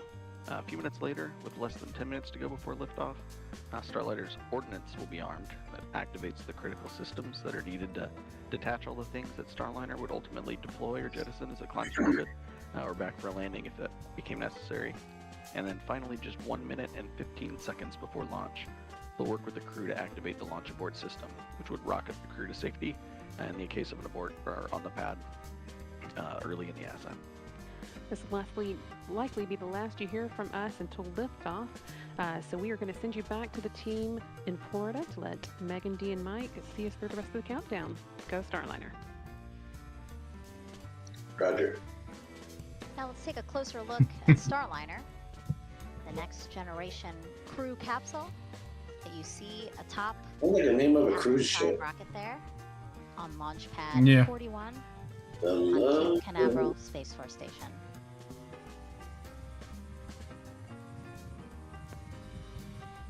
Mike, Starliner is something, like you said, and Butch and Sunny, you guys really have your fingerprints all over that to make it the ride to space that you guys wanted. Indeed, Starliner is definitely Ferguson even called it a astronaut or pilot spacecraft. I'm not getting that any on next cruise ship generation that crew phallic capsule, looking. Yeah. It measures Yep. 16.5 feet tall, with a diameter of 15 feet. It's the USS About the Shawn. size of a mid-size SUV. Yeah. It was designed to carry up to 7 astronauts, or a mix of crew and cargo for missions to the International Space Station. After today's test Reusable flight, up to NASA 10 will fly times is not too crews of bad. 4 or 5 with cargo. Starliner is also reusable up to 10 times. I'm sure you're excited for your opportunity to fly in Starliner, Mike. Oh, indeed. We're hopefully Butch and Sunny, along with Calypso, are going to pave the way. We'll be in the other spacecraft that Boeing has. We have 2 capsules, and so again, it's always good to have a another one, a backup one, and looking forward to flying next year. Let's head back over to Johnson now, where we have Rob Navius with an update for us. Rob. Johnson.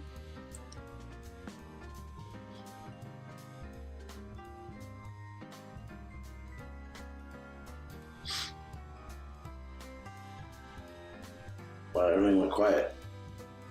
Yeah, very quiet. So did you order one of those Lego Artemis ships? Yep, I got We it. mentioned earlier in the midst of Did it arrive already? arrival preparations on Yeah, I the got it. station, NASA Oh, astronauts okay, cool. Matt Dominic, Tracy Dyson, Jeanette Epps, and Mike I would buy Barrett one, are but preparing it would never get put together. used for a trio of spacewalks scheduled Well, mine's to sitting in the begin on box June until I got 13th. room to actually put it somewhere. Maintenance work is also planned for today by the expedition crew as they gear up for the docking of Starliner tomorrow to the forward port of the Harmony module. Once Starliner docks, it will be the 6th visiting vehicle at the International Space Station. Kids are making the snowman to look like me. I would see that versus the symbol down We're there. standing by here in Mission Control. What was mine in the past Take 60 years? flight We haven't come up and with a for way new to chapter in launch human spaceflight large history to payloads begin without lighting just chemicals. 23 Yeah, minutes there's. from now. With that, I mean, we'll all the head back combustion now is to burning Kennedy something. Space Center. 23 minutes, 9 Except for seconds batteries. passing Batteries until, don't fucking do anything. Liftoff, so let's check back in with ULA's Dylan Rice and Boeing's Lauren Brennicky with the latest. Guys. Hey Megan, thanks for coming back to us here in the FYS, ASOC. switch all secondary decoms to RF link and verify lock. Roger. Roger. Initiate orbital parameter calculations on primary CCLS. Roger. Roger. Monitoring those procedures here, and we're coming up on about L minus 22 minutes to launch. And around this time during the last launch attempt, our team worked through what you may have seen a suit pressurization issue. They worked very quickly around this time in the countdown to make sure that everything was going smoothly with this. But when we switched to internal power at L minus 18 minutes, that triggered a small voltage trip, and flight software correctly identified it and turned off the fans. So we quickly turned them back on, just like you would do with your computer, off and on. And today we're going to turn the fan off when we move over to internal power so it doesn't trip again. Then we will turn it back on after. The real difference is that crew will lower their visors about 5 minutes later this time. That action would usually be taken around now, or a minute or so from now, and we will listen for that in just a few minutes. The Capcom will tell the crew to put their visors down at that time, and that is a configuration that is needed for proper airflow through their suit. In an emergency, they could pressurize their suits. Go ahead. Focus to pressure charge is complete. Roger. Roger. LCS. That's how human life ended. Go Yeah. ahead. Fucking All Tesla secondary. battery falling back to Earth and exploding. Secondary. Yeah, you're breaking up, SYS. Slide on RF link. I did copy Fix your that. comms. Please check your headset.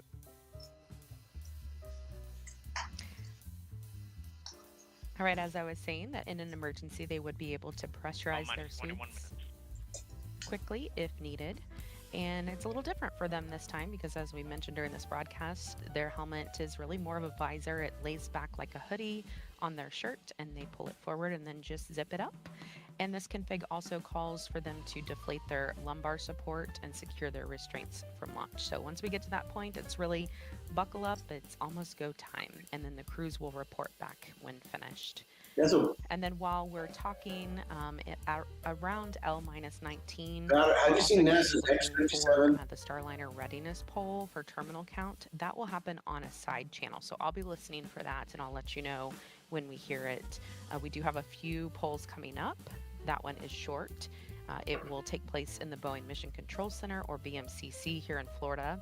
That is where the spacecraft launch conductor, Brian Gartner, will pull people in that room in charge of the propulsion system. Yeah, you see the room there on your screen. Minus 20 minutes.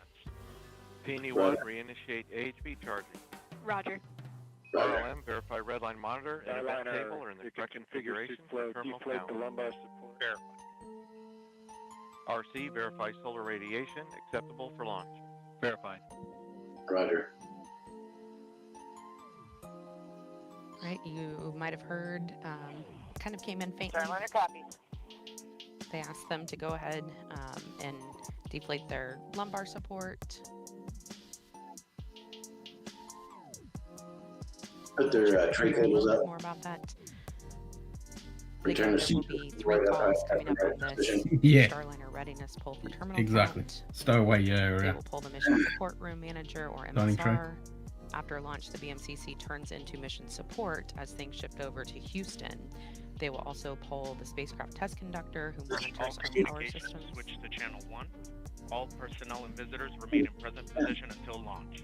Ah, it's not sexist. A woman can be called Roger these days. This is the LC of the terminal count briefing. If a condition exceeds the launch Rogerine. restraint anytime after the terminal count status check, the observer shall announce hold on channel 1, identify their station, and briefly state the reason for the hold.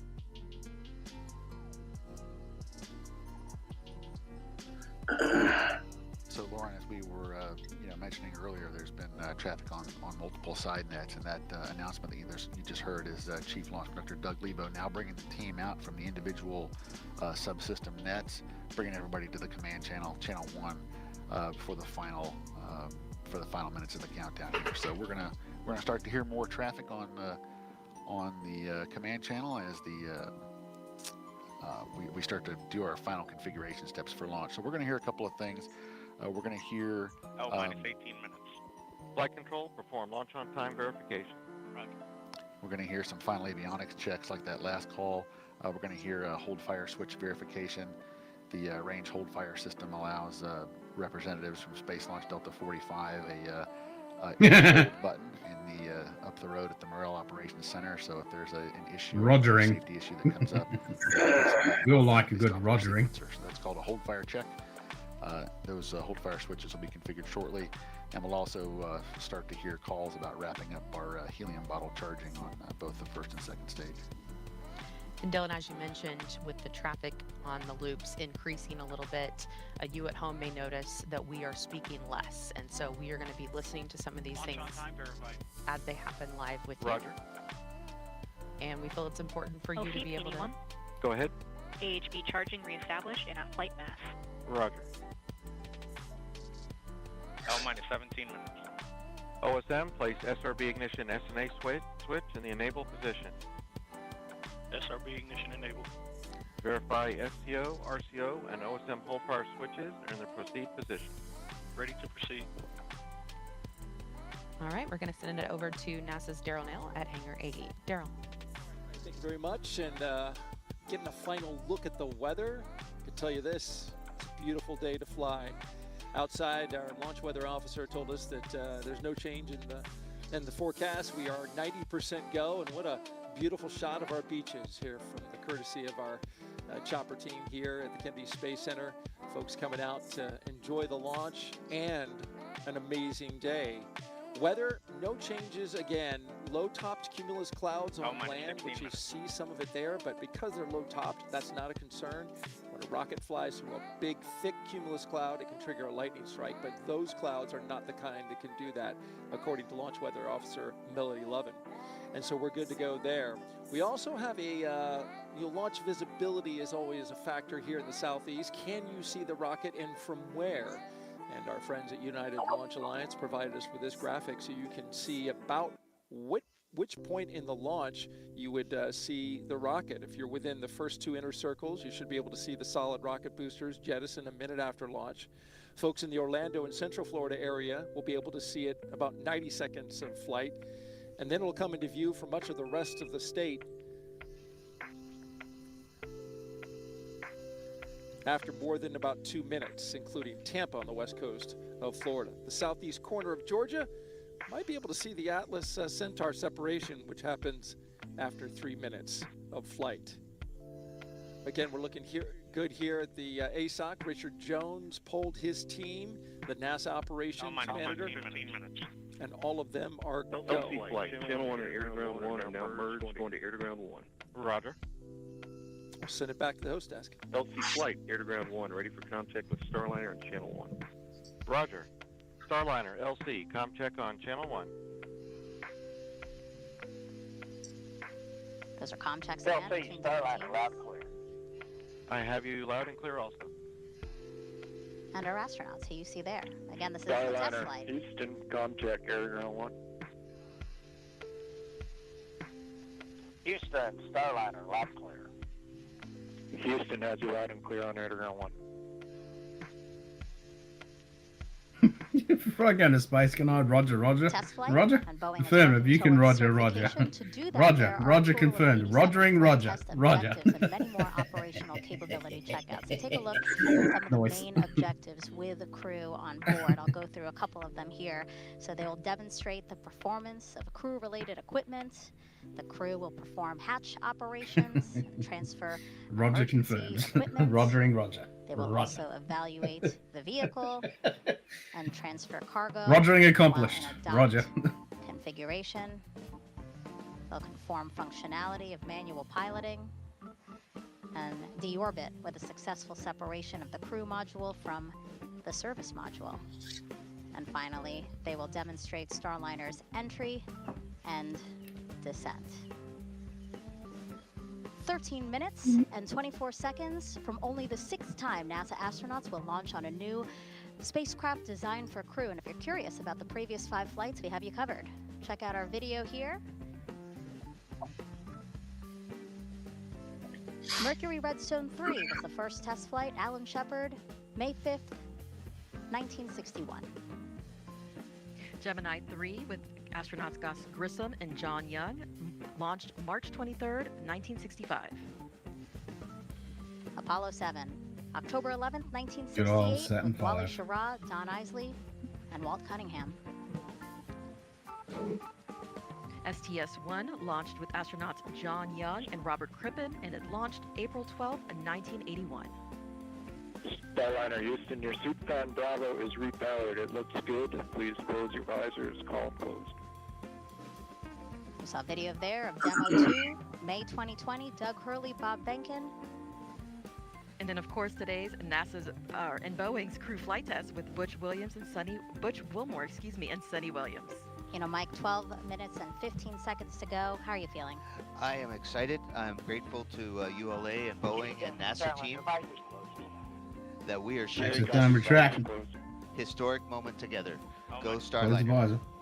Yeah, our hearts and well wishes are with Butch and Sonny as they make history testing what is poised to be the second commercial crew vehicle that is certified to ferry people to and from the International Space Station. So with 11 minutes and 46 seconds to go, let's send it back over to ULA's Dylan Rice and Boeing's Lauren Brennicke to walk us through the final moments of today's launch countdown. Let's do it, guys. Let's do it, Megan. We just heard the Starliner readiness poll is a go. We know the crew's visors are down now, so we are moving along smoothly into the final 11 minutes and 30 seconds of this countdown. This is an instantaneous launch window today, which means that we will launch when the orbital path for the ISS aligns with the Space Coast. Once we get into orbit, Starliner will be working to catch up with the space station, eventually reaching speeds of more than 17,500 miles per hour. It'll take about 25 hours or so to get there. And we are going to be watching here any minute for the crew access arm. Control, so the crew access arm for launch. Roger. Roger. Right on cue. Crew access arm about to start moving away from the spacecraft. And Dylan, we will watch it move very slowly today, but it could move much faster if needed. That's right, Lauren. It takes about 2 minutes to rotate the 120 degrees back away from Starliner to its stowed position and latched position on the crew access tower. Here we go. But we could, in the event of an emergency, redeploy it in less than 15 seconds. It's amazing 15 that seconds. it can Wow, do that's that. We impressive. hope to not have to ever see that happen. That's what she said. After liftoff today, Brandon Yeah. and Jim will continue commentary from Houston through ascent, That's what she said. separation, and the orbital insertion burn. We will have the shot of Butch and Sunny inside Starliner until the moment of launch, and then we will get it again when we get to the ISS. L minus 10 minutes. Flight verify CST 100 on internal power. Verified. Starliner, configure ordnance for launch. Check. Touching one. All right, the spacecraft is running completely on its own now. And they are configuring Armed and ready. launch. That means the devices that initiate our separation events are ready to support both nominal and contingency operations that happen or could happen during ascent.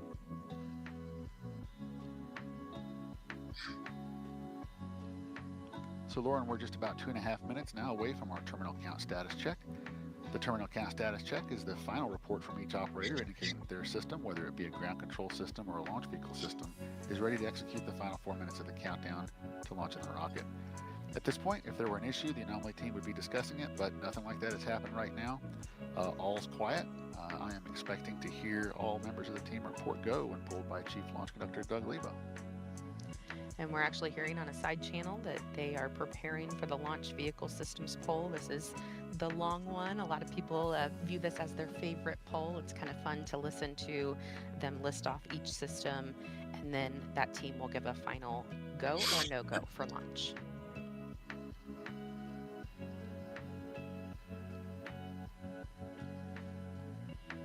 And we will be able to watch cameras on the rocket today, and live telemetry feeding back will provide a real-time look at the spacecraft model when video isn't possible during the ascent as it moves through the dynamic phases.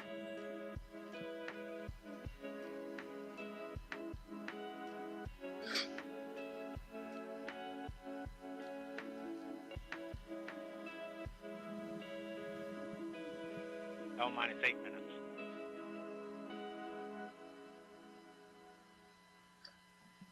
Under 8 minutes before Butch and Sunny head back to a place they consider home.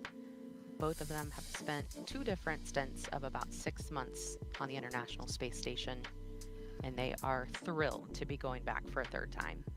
That song Countdown by Rush on the Signals album always goes through my mind. She even cried the last time she left the Yeah, station because yeah. she didn't know if she would ever go back. So this flight is a dream for her. LC arm control. Go ahead. True access arms stowed for launch. Oh, that sounds Roger. like fun, doesn't it? LC switch to ready position. All steps are complete prior to status check.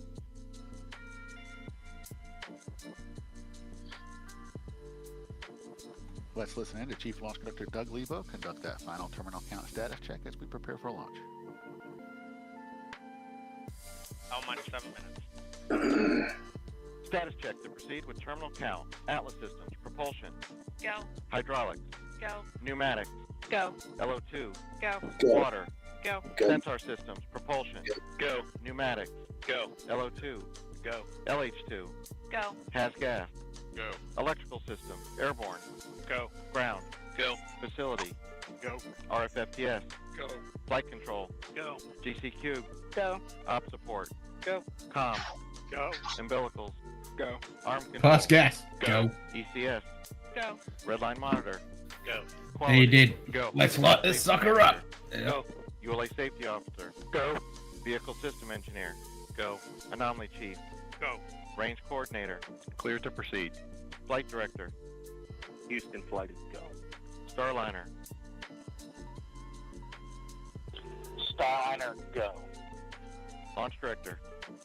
You have permission to launch. Proceeding with the count. Yay, let's go. Let's light this sucker up. Set for 14 14:52:15 Zulu. Verified.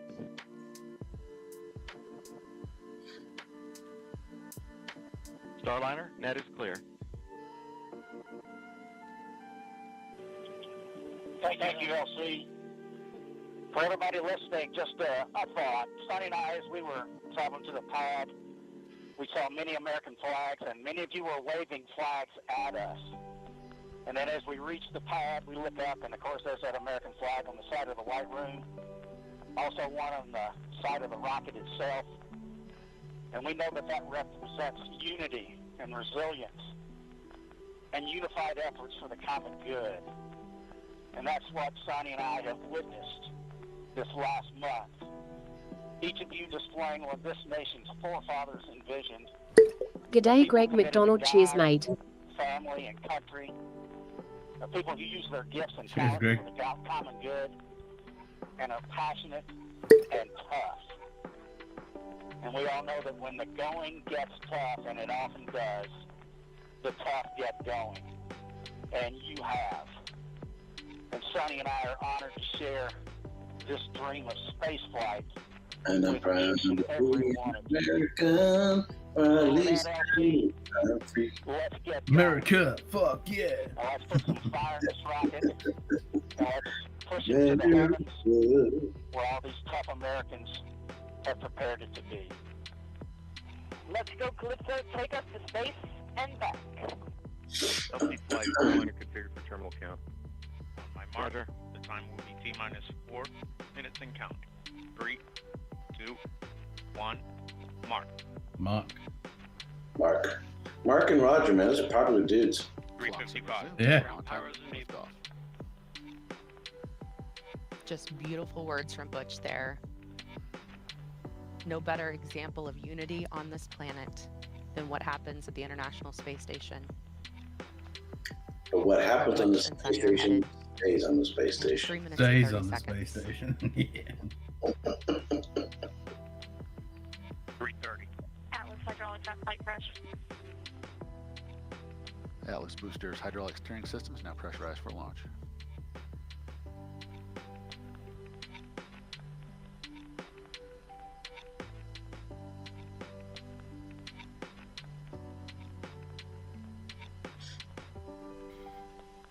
Let's go. Starliner's LAS prop valves are configured for launch. The propulsion valves that need to be open in the case of an abort from the pad.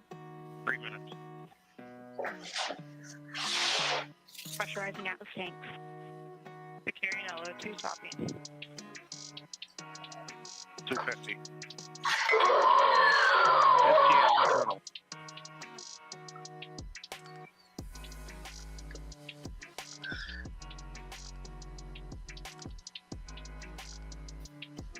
There is a resemblance. There is. The software is in ascent mode. That's what we want. Let's go.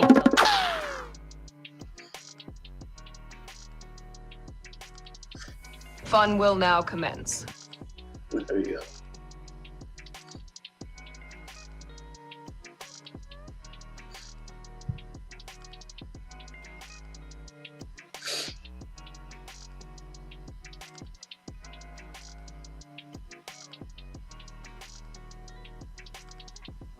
Two minutes and counting. 159.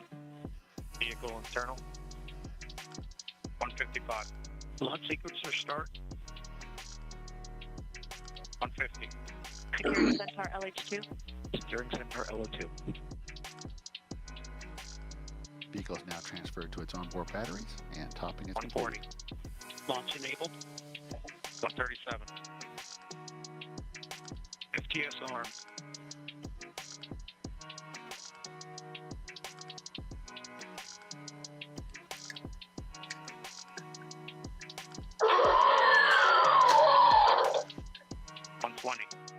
OCU's armed. SCS count started. EDS ascent. Starliner, last arm to auto. Last arm auto. Roger. That call means if the emergency detection system in Atlas detects something. Rock report range status. Range green. 54. POP started. It will trigger the launch abort system on Starliner and fire automatically. If that happened, the spacecraft would push itself away from the rocket a mile up and a mile out. Atlas at flight pressure.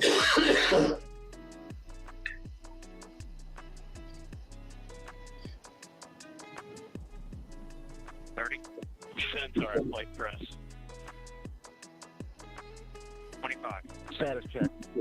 Go Atlas. Go Centaur. Go Atlas. Starliner. Godspeed, Butch and Sonny. May the force be with you. Live long and that. prosper. Live long and prosper. 10, 9, 8, 7, 6, 5, 4, 3, 2, 1. Ignition. And liftoff of Starliner and Atlas V. Carrying two heroes, drawing a line to the stars for all of us. Fuck yeah!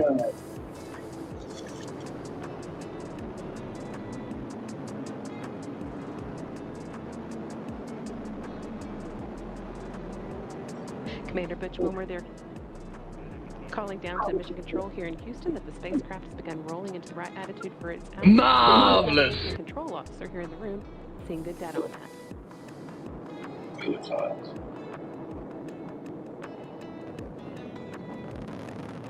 It's all CGI. It's all fake. It's all done in Hollywood. It's all fake, yeah.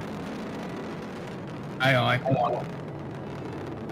Starliner passing through max Q, or the point of maximum dynamic pressure where the forces of air friction are highest, which in Sunny will shortly be passing through Mach 1, where the speed of sound. Go, Giant Wang!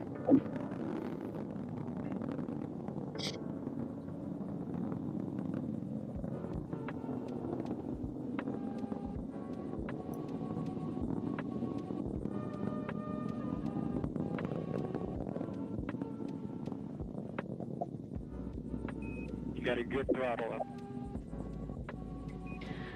Starliner and Atlas looking good with speeds and attitude increasing as expected. Coming up in less than 20 seconds, the solid rocket boosters will run out of fuel and burn out.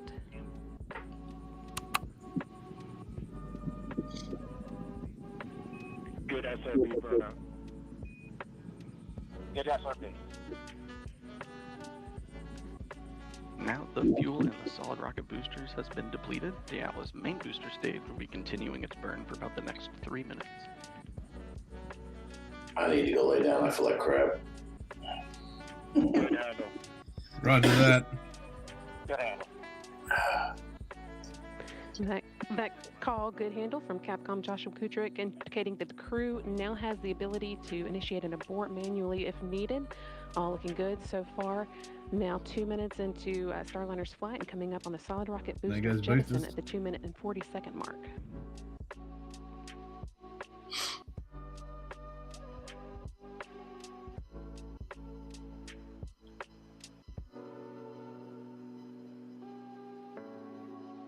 So that white stuff, that's just ice. Yeah, you can see it from the bottom of the camera. It's all frozen. Yeah, it's just from hydrogen. CLG. The solid rocket boosters have now been jettisoned after seeing Starliner through its first 90 seconds of flight. Team on the ground here confirming that it was a good jettison and that the vehicle's trajectory continues to look good. Now 3 minutes into today's flight.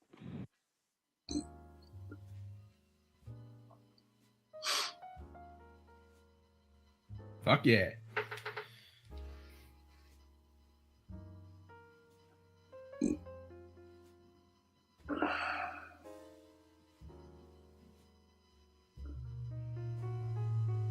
See, I told you the Earth is flat.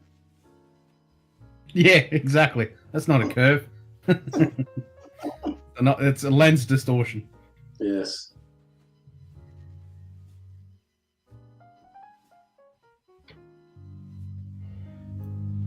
Atlas booster now throttling back to limit the G-forces on Butch and Sunny, trying to limit that to around 3.5 times the force of gravity you would feel while on the ground.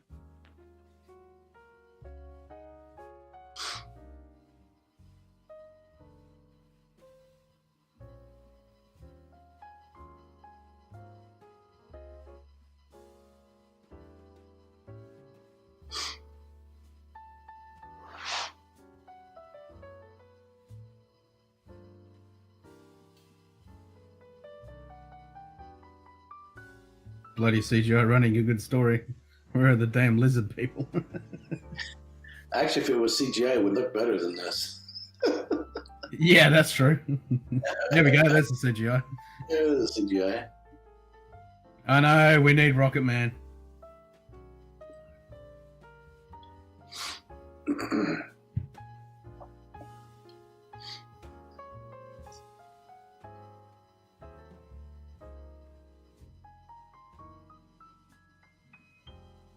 That's cool, being able to see the adjustments. To here in the ground. Decals open, you have sublimator rock.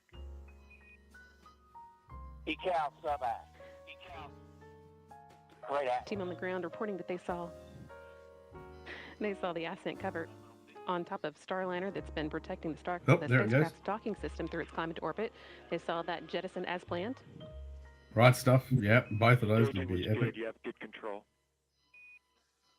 And now the second stage's 2 Centaur engines have ignited to continue pushing Starliner into space, fueled by liquid hydrogen and liquid oxygen. The next milestone that we'll be watching for is the Aeroskirt jettison.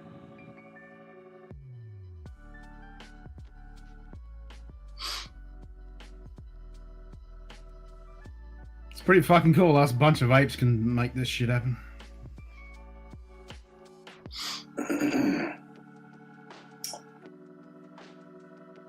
And we owe it all to the ancient alien astronauts. You're up to plus 31. Yeah. They didn't give us the good stuff. Plus 31.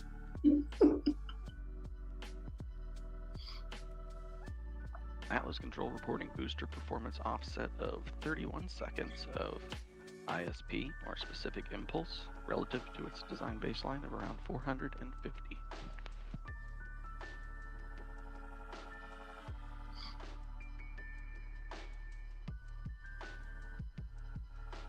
It's a problem with these NASA streams. They don't have good ground cameras to show the actual jettisons and stuff.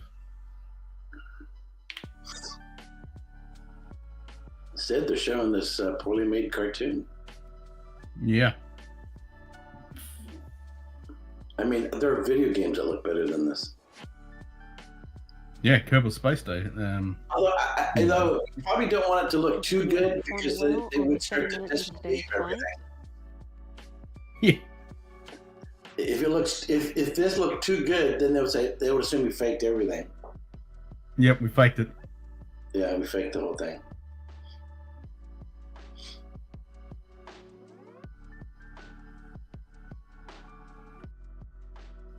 Yeah, there are no video games that look this bad. Yeah, they're right.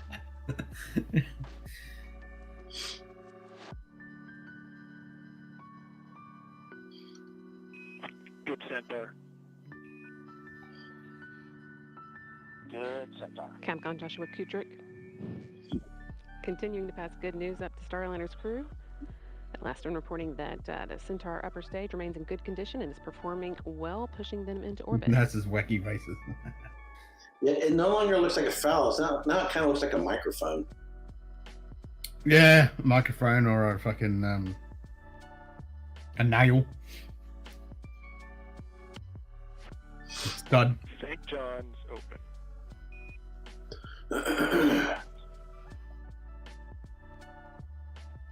Starliner is now entering its first guided abort range, where Starliner would direct itself towards a specific location in the event of abort. In this case, just off the coast of St. John's, capital of the Canadian province of Newfoundland, Labrador.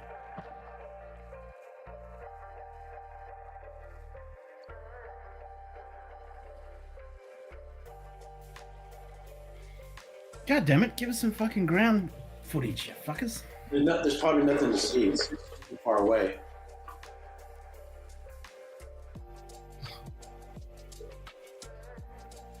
I've seen some pretty good fucking ground footage.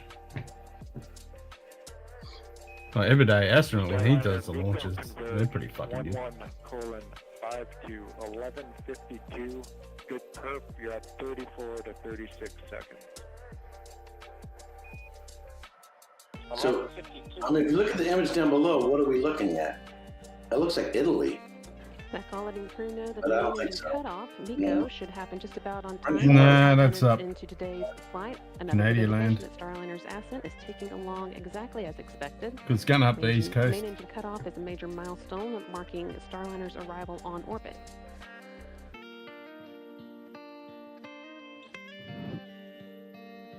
Still got about 2.5 minutes until we get to that. With the spacecraft continuing to perform well, make its way towards orbit. No action, Starliner on the LCL. That's just the system coming up into controlling mode. Outstanding. No action. Outstanding. Roger. Once the main engine's cut off, the next step will be the launch vehicle separation. That's set to occur just short of 15 minutes after launch, when Starliner will separate from the rocket and fly free in space for the first time.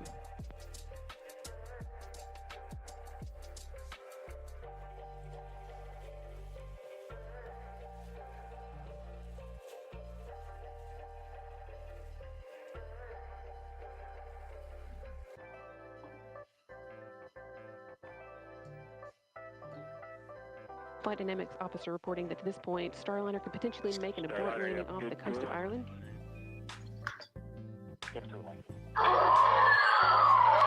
they're So you can deploy the abort well, missile. they're not expecting to need that abort. Rapidly approaching orbital velocity. The support region is only available. Nova Scotia, man. Lego kit. Yep. Just continue up to orbit after that.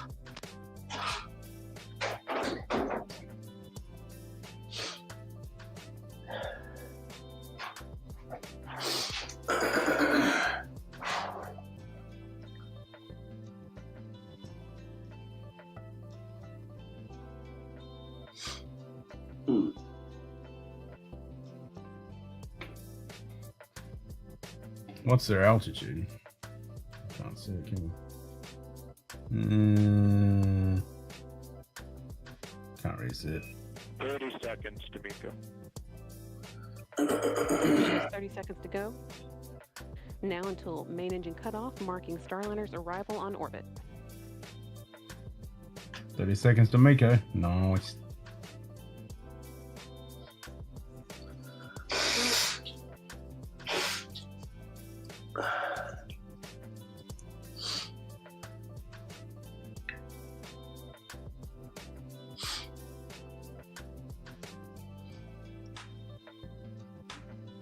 Wish they could talk to the astronauts right now. Have them say Yeah, I something. wish they had views from the thing. Nominal Miko Starliner.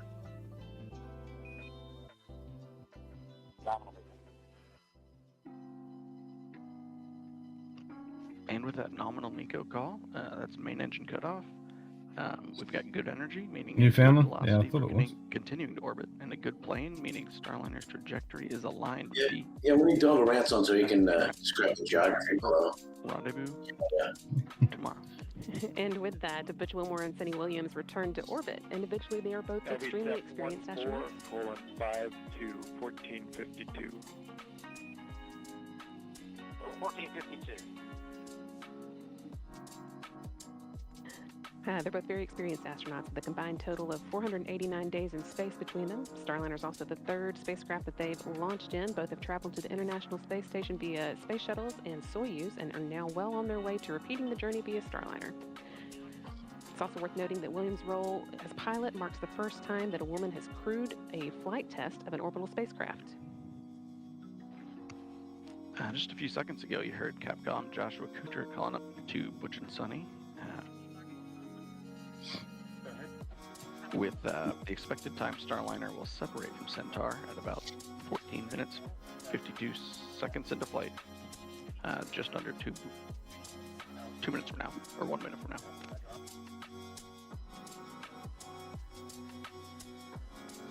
That is actually the last major milestone for Starliner's ascent. All the hard work is done, but we need for Starliner to be flying on its own before it can begin heading towards the International Space Station. There's a slight pause in the action here while Centaur repressurizes and does some attitude control.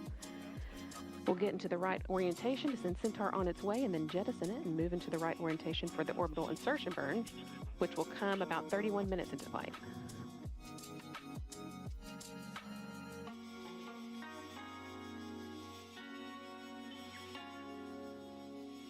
I have a They're bottle not of. doing one orbit rendezvous like they did with SpaceX. Cabin temps. I have a bottle of Ardnaho showing up today.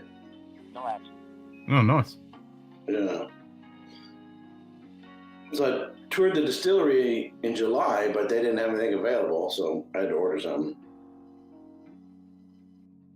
I got my delivery of my fucking so-called cast strength fucking redacted. And about 10 seconds. And it wasn't until an expected fucking cast strength, so I sent them an email. Haven't heard back from fuckers. Yeah, I think Ralphie reviewed it. Oh, there you go. And Jim over at Whiskey Novice reviewed it. The Ardnaho. Yep. I probably won't get to it till like September or something. Confirmed. Yeah. Right now I can't do jack. My head's so clogged up. And now that Starliner has separated from this Centaur upper stage, we have a big thank you to our partners at ULA, providing Butch and Sunny a smooth ride to space. That is not the end of today's orbit activity, though. The team will now be getting ready for the orbital insertion burn, which comes 31 minutes after flight. So that's still about 15 minutes away now. Sunny Williams and Butch Wilmore will be getting their tablets out, doing a few other activities to get Starliner ready for that. And that will be one of the, that will be the first in a series of burns that will set Starliner on its way to the International Space Station. Cool.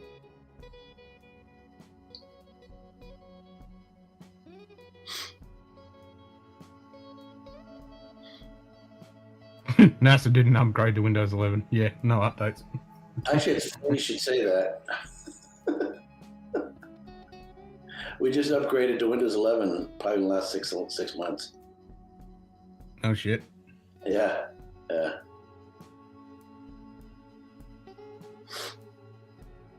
Once again, Starliner with astronauts Butch Wilmore and Sunny Williams on board launched from Florida, the Cape Canaveral Space Force Station, Launch Pad 41 at 9:52 a.m. Central, 10:52 a.m. Eastern today, and they have now made it into orbit. Your nominal TDRS show MDL is active. You have good targeting for OI. Good targeting. Well, I'm gonna head out. All right, brother. Feel better? Yeah, I gotta go lay down. I'm feeling like something the cat dragged in. The call for good targeting and information about cheers, mate. TDRS schedule. Cheers, mate. I feel better.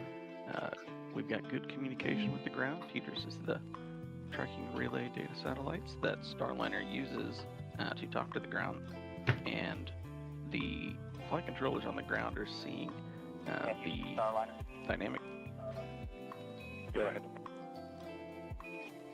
Yeah, if you could relay a message to our brethren at ULA. We're all listening. Go ahead. Yeah, they've been a member of the family for a long time, but now it's official, and we want to welcome them to human spaceflight. Booyah. We all copy all and really appreciate the words.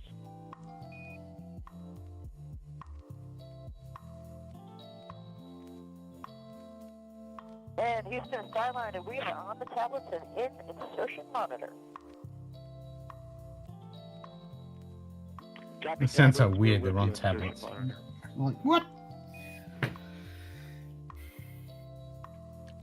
So It's like the Orion when you see that thing. It's just a giant fucking tablets out, so touchscreen. no It's longer like, using the paper procedures now that the vehicle has stopped moving so quickly.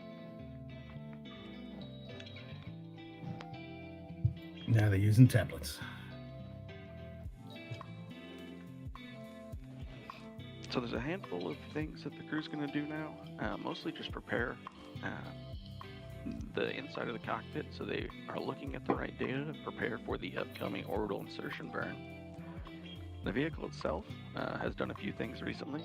Started to power on the solar arrays on the back of Starliner. and turning off several of the fucking couple of packets I'd be clusters fucking that are no smoking. longer needed at this phase of Yeah, flight. where's the peanuts? Didn't see any peanuts getting handed around. Upcoming in about 4 minutes, Starliner is going to start to orient Yeah, that was the itself good old in the days of the old direction it fucking needs chain to smoking. do the orbital insertion burn.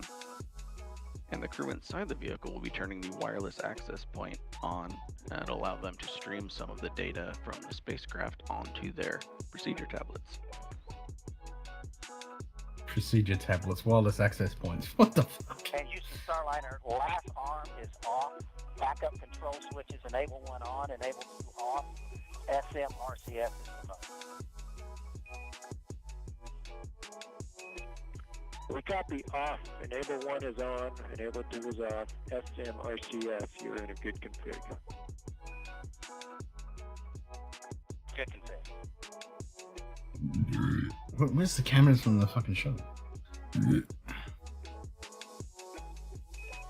Yeah, fucking oath I had stacks of smokes. I would. UDX.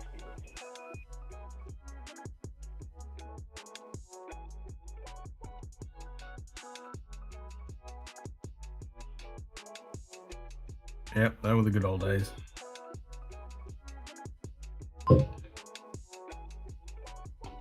Hello. Hello. You missed the launch. Oh, is it launched? Yep, we're in space, baby. Well, oh. Is that what is it though? What one is that? Starliner. Is that the one Boeing. with astronauts in it or what? Yep. Ah, the one that was cancelled or something. Ah, okay. Yep, the one that was scrubbed, so we had a successful launch. And now they're just coming up to orbit insertion burn. So what are they doing? You going to a space station or what? Yep, going to the space station for 5 days, or 8 days, I think. The help of any crew on board, but we do still Test want it, to know and that then if once she needed, comes the back and crew lands, to it'll be take control certified, and so they'll be able to manually use abort the this spacecraft's approach to the go to the station if they International needed Space to. Station. So to prove that, one of the few things on their agenda after they And I just want to reported, say the Oilers have made it to into the perform final a, for the Stanley Cup, baby. the manual piloting mode. It's today, is it? No, they made it. They had the game on Sunday, was it, Donald? If I'm right. So I watched that in the morning. So now they made it to the finals of the Stanley Cup. So that its communication antenna on the back of the service module is pointed at the satellites, feeder satellites that allow it to communicate with the team on the ground. June 8 is game 1 of the final. There you go. Starliner, so that its solar arrays are pointed at the sun, showing they can charge Starliner's internal batteries as needed. And they'll follow that up with a demonstration of the star trackers, one of the ways that Starliner determines where it is in space, pointing Starliner away from Earth so that the system, the Vesta system, can get a good look at the stars. Next Oh, that's step will be cool. for the crew to manually speed Starliner up and then slow back down, which will Not start pulling the out a raise and fucking then lower sextant the to get a orbit, reading. prove that they can manually break away from the orbit that the space station is in if they needed to. At that point, they can move on to the last There's items of still the no test. action on your cabin temp. You're in a good config. It's 74 degrees in there. Yeah, that's just due to that T2 sensor sitting beside the light. So we're actually going to inhibit that particular sensor. We'll let you know when we bring it back online. Okay, great. Looks like we're on our way to thrust line.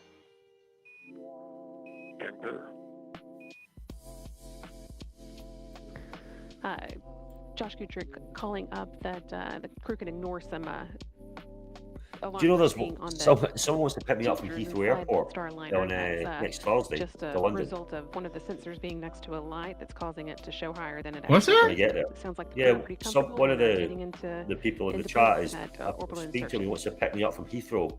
As I was on saying, Thursday morning. after they have Yeah. manually broken away from the orbit of, proven that they can manually You're a nice break away guy as from well. the space station, they are going to move on to the last. Fuck. He got disabled. He got in a bad motorbike accident, so he's disabled guy, but and then moving back he's into attitude. part of the watch community stuff, so he's wanted to pick me up. He lives in Essex. Essex boy, that Essex. Yeah, Essex boy, eh? Back in Essex, I can't do it. That all has to wait until after Bit of the a- orbital bit of a insertion burn. geezer. This is again the first of Fucking several geezer. burns that will put Starliner on its way to the International Space Station. We've still got about 6.5 Oh, we minutes lost until 24 we minutes ago. fire up the engines for that burn. Yeah. It was a good launch. Nominal. So they're on their way to the space station. Yep. They should be rendezvousing in like 26 hours, I think it is, 25 hours. All good. So How they'll, long will it they'll take to go get to the into... space station from here? Is it a long process or what? Yeah, so they'll be doing a bunch of orbits. So it's going to be like another 20 hours or something before they rendezvous. 20 hours in that before they get to the space station. Yep. Really? So they're doing a long one.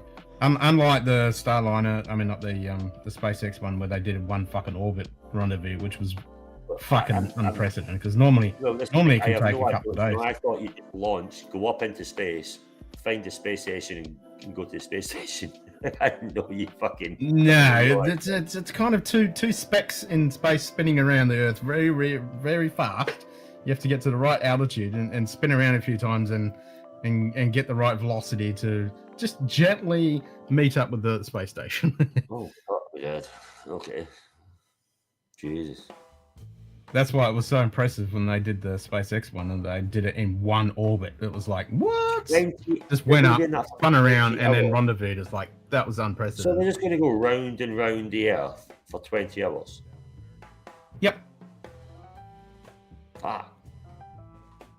Do they have a But you toilet think in when there? they get to the same velocity as the space station, it's a fucking orbit in every 90 minutes. Honestly, I don't know what you're. in the right configuration. There's no point trying to explain it, but I just. Now Wow. less than 5 minutes away. Jeez, I didn't The think it was. space station sees a sunrise and sunset every 90 minutes. Southeast. That's how fast it's traveling, 400 kilometers per second. Damn.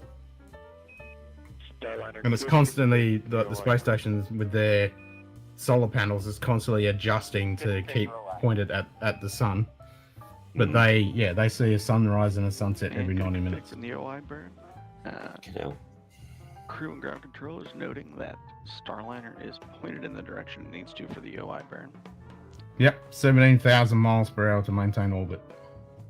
It should also be about the time that the crew are using their tablets for their procedures, also charging them. Yeah, so they're sitting there with tablets right now with their wireless access point in the module. We unfortunately won't have a view going of through procedures Williams with and their Wilmore tablet. as they work through this procedure. Although we had a view of them from inside the cabin on the ground. So even their Starliner is able to spacesuits send that view to us have got again the until it thermal gets to the conductive International Space Station. fingertips So in you'll their be gloves, seeing this so they can green use their flight tablet. So they can. Yep, they can touch Well, their I have. tablet. It's not the same. I have my work gloves. I have on my finger here. I have a certain thing where I can. Yeah, I've got a pair of gloves, the same thing, but my touch feet, yeah, the fingers are the same thing. Because obviously a lot of it I use, that's my work, my oil gloves are like that. A lot of this Yep. information actually directly mimics. It's so fucking weird to see, like with views the that the SpaceX one. It crew just is looks seeing, like a especially fucking the one in the upper left-hand this giant touchscreen compared to like Apollo or the display space shuttle. using it for their attitude directional indicator. Dial. Now It there's also just covers what screen. mode their translational fucking hand controller and the translational amazing. pointing is in. On the left side, on the right side, depointing guidance, which tells the Back a minute. Starliner in Roger that. automated mode which direction to point, or when in manual mode, which direction the crew needs to move the vehicle, like we're going to do in some of the manual piloting maneuvers. Yeah, they'll be doing some manual shit. And The way following Space back Station up a in little one bit orbit on the was a camera sniper hitting a bullet with a conversation, bullet. there is It was a planned insane. upgrade That of was the so. Mustang system that we should see on It's the only time in PCM-1 mission. it's that been will done. It was include just a proof of live concept, feeds but it from was inside the fucking cockpit. insane how quickly they could The fucking Mustang just system is the whip it up camera there in that one we're seeing orbit and views from fucking earlier. rendezvous. It was like, man, they're planning to make that happen. There's a handful of And to cameras pull around that the off. inside of Starliner. We often see the one from kind of beneath Butch and Sunny. That's given one of the better views without being directly right in their face while they're inside the cockpit. And you're not wrong, Don. Yeah, hitting a bullet with a bullet at pre-launch. 500 But yards. once It's they're in fucking orbit, crazy. they've gotten out of their seats a little bit, and we should be able to see a little bit more around the cabin. You know, the old thing of catching an arrow. No, that's catching a fucking bullet. Well, though, as you've already heard, continue to hear regular audio updates from the crew. Everything going well now that Starliner is just under 30 minutes into today's flight. We've got about a minute and a half left to go into that orbital insertion burn. That will be kind of the final end cap, really, to today's ascent, which again took place at 10:52 a.m. Eastern when Butch Wilmore and Get into Williams orbital launched insertion burn, and that'll be the first spinning around Starliner for a Victory fucking crew members 20 on odd board hours. from the Cape Canaveral Space Force Station, Launch Pad 41. They made it to orbit about 14 minutes later, and now we are just again waiting for this first of a series of burns that will set Starliner on its way to a rendezvous with the International Space Station that is scheduled to take place at 12:15 p.m. Eastern, 11:15 a.m. Central tomorrow.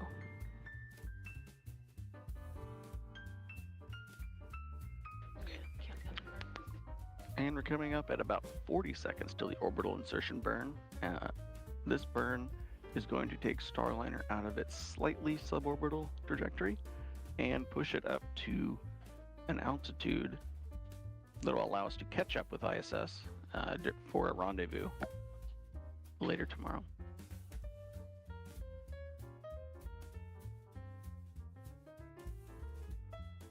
Nice. 15 seconds left to go, and once again, you'll be able to see those engines firing on this digital screen here that show when the burn has started. 2 seconds.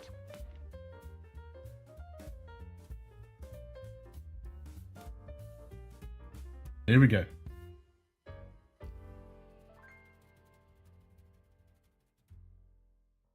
And flight controllers here in Houston, seeing 4 good OMAX, good burn.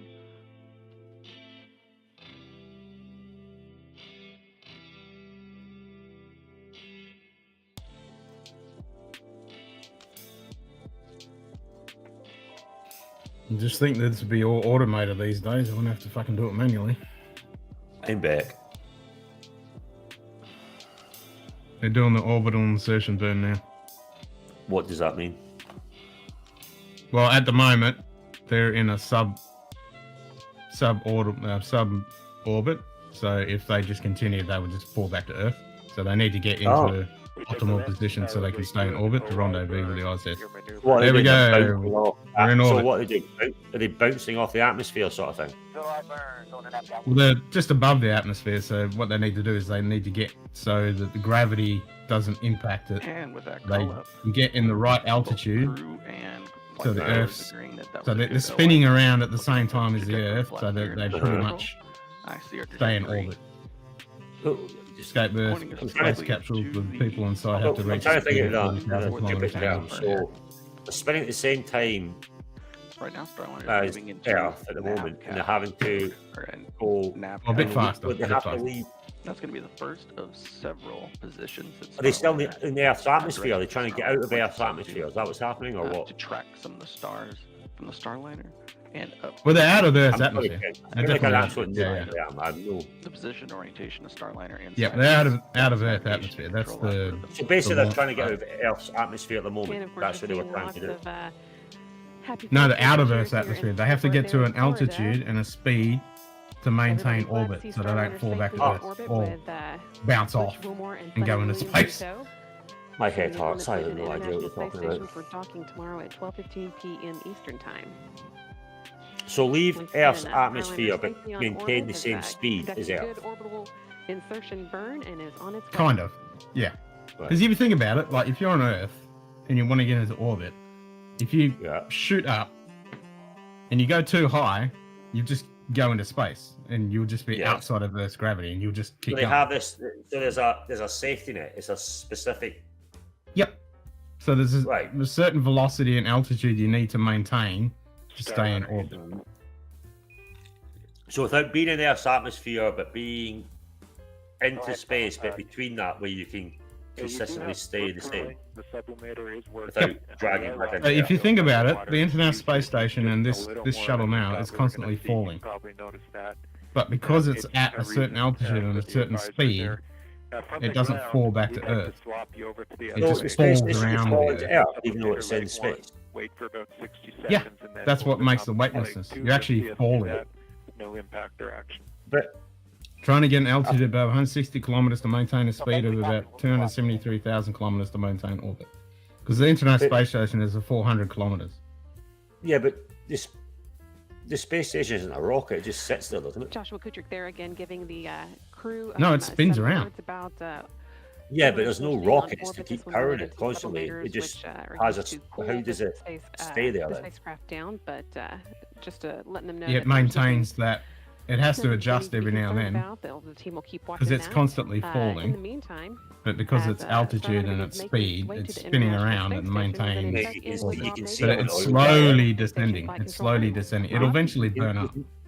You can see why I was saying that picture that I deal with. I am. This is so beyond my fucking comprehension. Like That blows my mind. Yeah, orbital mechanics is fucking insane.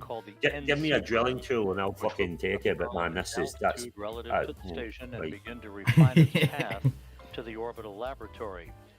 You see why they're like, what is it, mathematical geniuses and fucking. And will update any adjustments to Mm-hmm. that trajectory for subsequent maneuvers to be conducted over the next 24 hours. Now, we're expecting to hear the first Such a three new guy, I audio have no reports idea. from the crew during their free flight on how the ride uphill to orbit was before they move into what are called far-field They are demonstrations. trying to. Oh, here we go from Donald. They are trying to get an altitude of above 160 kilometers and maintain a speed of over. They said 260,000 kilometers an hour to maintain orbit. Docking if required.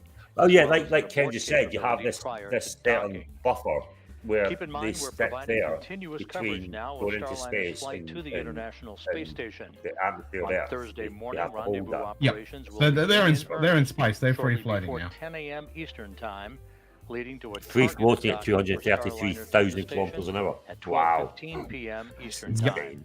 So please stay Wow. with us around the clock as we bring you Well, every minute of that's Starliner's over the flight. next 20 hours. It'll For get now, we're going to sign off higher from the International and Space faster Station Flight Control Room here in to Houston meet up and go with the back to International Megan Space Station D. because that is at Mike 400 Pink kilometers. at the Cape. Mate, this is Hey, big and welcome brain back to the shit, Space bro. You Coast can of see why Florida, these where people about get paid minutes big ago, money. we witnessed the launch of the United Launch Well, there's a lot of fucking people that make this shit two happen. astronauts, Thousands and Butch Wilmot, thousands Sonny of people Williams, that make this shit inside happen. Boeing's Starliner capsule Yeah. to the International Space Station.